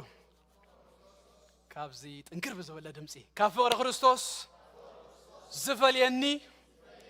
የለን ኢየሱስ ጎይታ ዓሰርተ ክልተ ሕቶታት ኣብ ዝደርዲሩልና ክፈልዩ ዝኽእሉ ነገራትሲ ኩሉ ሲነሪዮ ኣምፂኡልና ጭንቀት ዶ ኢሉና ሕቶ ይምሽ ዶ ተላ በትግርኛ ሰኳስችን ምሽ ጭንቀት ዶ ጸበባ ዶ ስደት ዶ ጥሜት ዶ እርቃን ዶ ፍርሕ ዶ ወይስ ሰይፊ እጅዚአን ክሳዕ ሸውዓተ በብሓደ ሓደ ነገራት እዮም ተሓቲቶም ዘለው ጥሜት ፍርዲ ሰይፊ ጭንቂ ገለና በለ ኣምፂኡልና ካብ 8 ንታሕቲ ድማ ተን ክሳብ 12 ክልተ ጫፋት ድማ ይምጻልና ሞት ኮነ ወይ ህይወት ኢሉና ሞት ኮነ ወይ ህይወት ካብ ፍቅሪ ክርስቶስ ኣይፈልየናን እዩ ሞት እንተመጸት ዝገደደ ነገር እንተመጸሲ ኢሉን ዝብለና ዘሎ ሞት ናብ ክርስቶስ ይዘስግረና ምንም ድፈልየና ነገር ሲየብሉን ይዝብለና መላእኽቲ ኾኑስ ወይስ ገዛእቲ ጳውሎስ ብዙ ጊዜ ገዛእቲ ክብል ከሎ ነቶም ዝወደቁ መላእኽቲ ንሰይጣን ንአጋንንቲ ዝገልጽ ምሽ መላእኽቲ ኾኑስ ገዛእቲ እጂ ሰይጣን ኢና ምሽ ክፈልየና ኢልና ንሓስቦ እሱ ሳይፈልየናን ኢሉስ አረበት ሓደ ጫፍ ከማን መልአኽ እጂ ክፈልየና ይክልዩ ካብ ፍቅሪ አምላኽ ግን እንታይ እዩ ዘምጻልና ዘሎ ዝፈጥረልና ዘሎ እቲ ሃይፖቴሲስ ملاك كمان كفل يكايكلنيو قدف مناي زودق ملاك اتقدس ملاك كمان سي كاف فقر أملاك سي كفل يكايكلنيو هاليلويا يسوع قويتاي لك كم إبراهيم مرأف هذا كتر أثر تزمت أو عينت كخون تيكل نجار كابز سبقنا يو إنجلسي ملاك تغمان دتفعلي نجار إندهر سبي قوم قومسي اتملاك نبعلوس أنا تيما يغن دترج ما يغنيل كسبق هيكل نجد كسا كندوس ماتيتوا هجد ما يمت الله أراجعن أنتن سيطانن قلنا ده يكونس ملاك كمان سي كابز فقرزس كفلي إن أيكلن يسوع قويتاي زلوا غنا زمت هاليلويا زلوا نفلتون أجريو صباح نجوز زمت هو أين فلتونينا زي بزوح unpredicted دخانو نجارات هاللو قلنا تيلنا أوه تي كخون زغل زمت من البات أين فلتون جن فلتون أجر أنتي مسلكم كفار خريستوس جن أي فلي النانيو يسوع قويتاي تزمت أنت زي فلتنا يوكو حدا نجر جن فلتنا كفار خريستوس جن أي فلي النانيو أب كلتشهن إسران حدان إسران كلتن أنت يمسا عين فلتن كافغر خريستوس كنا يفلينان اتزمت زبل غلوسي أنت زي فلتنا يو حدا نجرجن make sure زياس عصنينا عصبيغنا نفلت عصبيغنا نحازي زبل نازلو كافغر عملاق سي يفلينان زلو هنا وي زمت وي هايلتات يلو جد ما خلتنا نجري لنا لئل زبل يغن تحت زبالة هجي عبت الزمن لقل زبالة كبهال كله بقال كواكبت يوم زتقصوا لقلي لهم زرعيهم مالتي سبد ما ناتو أدل ناتو نجرسي بكواكبت زوساني زمسلو بفلاي بتزمن تراي دم ما يكونن أب زمن ناون كندي سبديو نجو هيرالد وي سن كالتفو ناخد دري تناتو ستار نرايس تناتو بز سمونزس كم زخت كونيها جعلة تناتو فاتسي تناتو أدل بتي كوكب زجبرو باولوس جن انتهي بلالو زتحاتي يقول لإلزبلس كفر أملاخسي زفلينا يلن يسوع قويتاي هاليلويا زغلو يلو مالت كجلس أزغل كله مسبلنا أثرت هذا شو انتهي بزبل قديف هو مثلكم كم وزتز عينته كال فترتون ملاغيلنا قال كله أمسيو للزبالة تحت زبالة موت هيوت قال كله إذا كله سي كفلينا أيكل نيلوس كال فترتون زي فلتنا يونتلو يفوديو قال ديو كاب مارس ديو كاب قال انت مسا كال زي فلتنا زي بس احنا يو فترت السون يمسا السون أمسوس كاف أملاخ سي زفلينا يلن كاف فقر خريستوس سي زفلينا يلن إذا فقر زيو قبل بنا دعته بس فقر زينا زتفتنا بس فقر زينا زتفقرنا يسوع كريستوس قويتاي كبرنا أملاقنا يخون همش تنجراتي له دقيمة تقصلكم مو كنزازم أملاق مسانا خاب كونس من يزكاه منا لما قلت حدا نجر نحس أملاق مسانا بمواجنا خنود أملاق مسايبلو أملاق مسايو يسوع قويتاي تخليت دما نودو سلينا كاب حبوس كما يدعى نغلس زيبنا أبقى رسران شمون تلي إليلوس نتومنا أملاخ زفكرو كم مخرون ستسوو كلس نسنا أميوز دقفو جدما كلس انتاي قبرنا يهبنا نودو كاب حب الناس تبكلنا نجر يهبلوني زبلنا يسوع قويتاي قدر سلسان دم تسلسيتي نتوم حريات أملاخسي زغسوم منيو أملاخيو اتزات صدق أملاخ تقبليه بلو كنا تاتنا يوات كأير خليو صدق جن أي كير هنس أسيق زي أبيرسي تا فردس وتيا you are righteous إلوناي صدق كإيغا تباهلنا هنا زغنن كمانيو كخنن زخل زنبرة يسوسيو نسود ما سنتايلونا الله صادقيقة إلونا الله يسوع كريستوس قويتاي مراف شمون تقطر حدكو خما ياتبلمش يسوع قويتاي ما نم كخوننا الناس غيرسي يلبون يسوع كريستوس قويتاي كفقري كريستوسي كفلي الناس غير نجر يلبون كبرنا أملاخنا يخون قال بزلنا يخون لا تنانتس أمو أمسجنا خن ودينا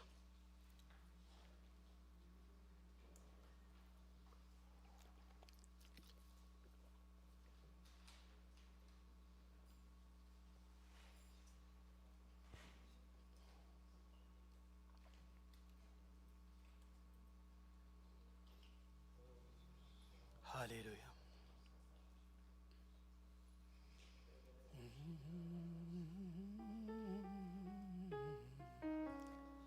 هاليلويا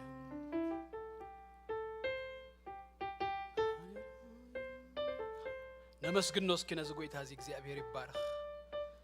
ፍቅሩ ሃሌሉያ ምህረቱ نحسبنا እግዚአብሔር ይባረክ አንሳ እስኪ ሃሌሉያ ነመወዳታ ጊዜ ዳውና ነዘርገህሞ ነዝጎይታ ዚያ አኽብሩ ወኢየሱስ ክርስቶስ ጎይታይ ሃሌሉያ በመንፈስ ቅዱስ ዘነገር ዚያ ብልብ ነፍስ ወከፍና ይተሐተም ሎሚ ሃሌሉያ ቆሮብ ጊዜና ሐቦስኪ ሃሌሉያ ንሱ ይስራህ መንፈስ ቅዱስ ሃሌሉያ من يزخسني أرماني من يزخسني أرماني من يزخسني أنت بايو دم يسوع أتصدقني دم يسوع عرزوت عني دم يسوع أتصدقني دم يسوع عرزوت عني من يزخسني أرماني من يزخسني أرماني من يزخسني أرماني دم يسوع تصدقني دم يسوع حرزوت عني دم يسوع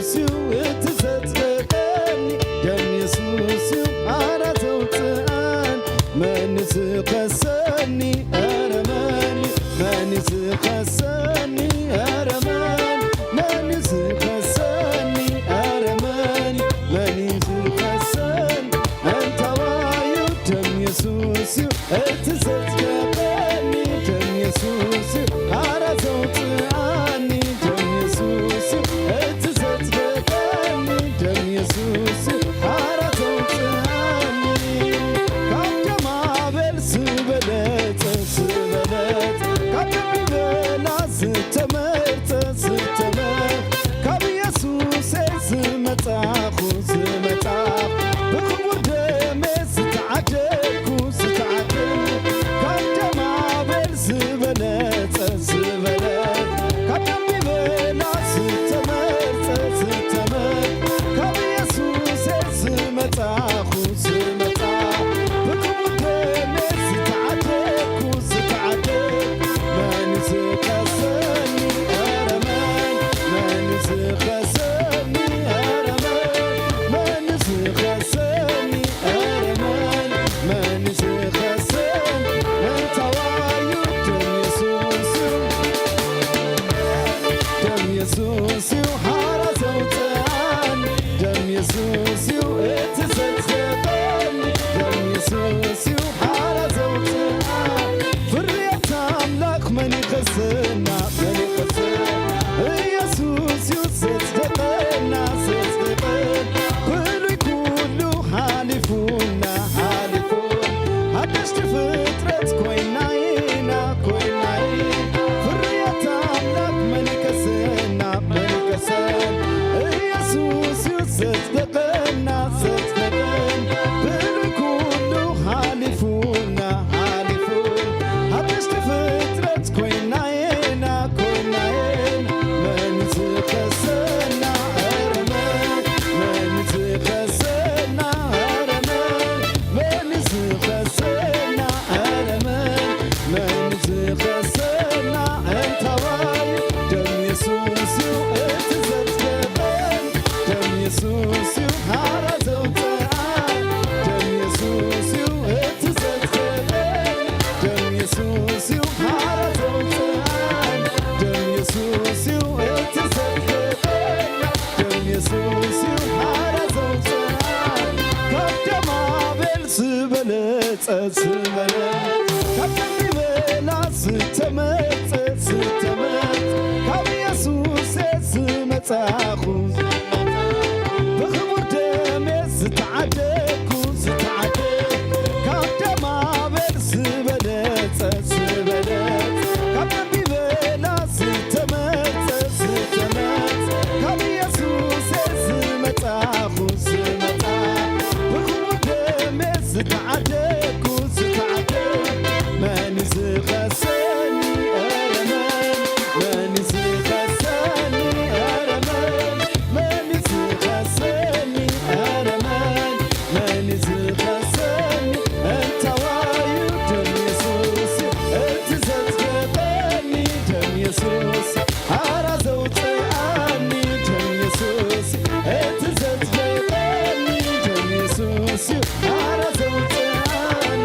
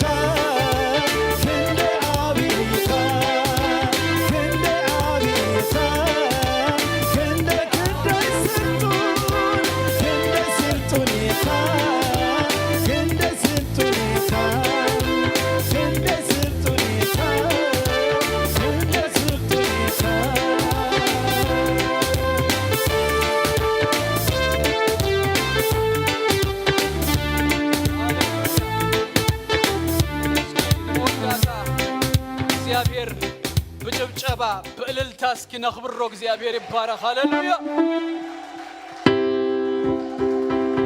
زيابير مسكن سكي مانا إلنا لإلنا زغال زي بيسوس كريستوس أبهيوتنا خن أوجوينا هاللويا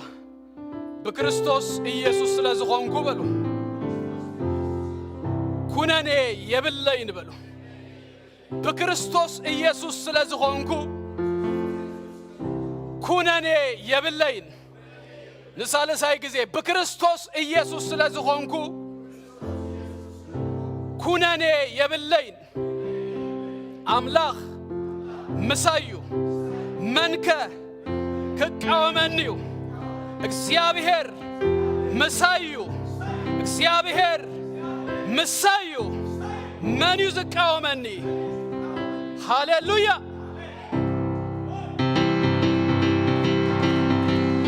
ኢየሱስ ጌታዬ ሃሌሉያ አነ በሉ ሕሩይ አምላኺ አነ ሕሩይ ናይ አምላኺ ዝኸሰኒ ድማ የለን አምላኽ አጽዲቁኒዩ አምላኽ አጽዲቁኒዩ ጽድቅ አምላኽ ተቀቢለ ጽድቅ አምላኽ ተቀቢለ ካብ ፍቅሪ ክርስቶስ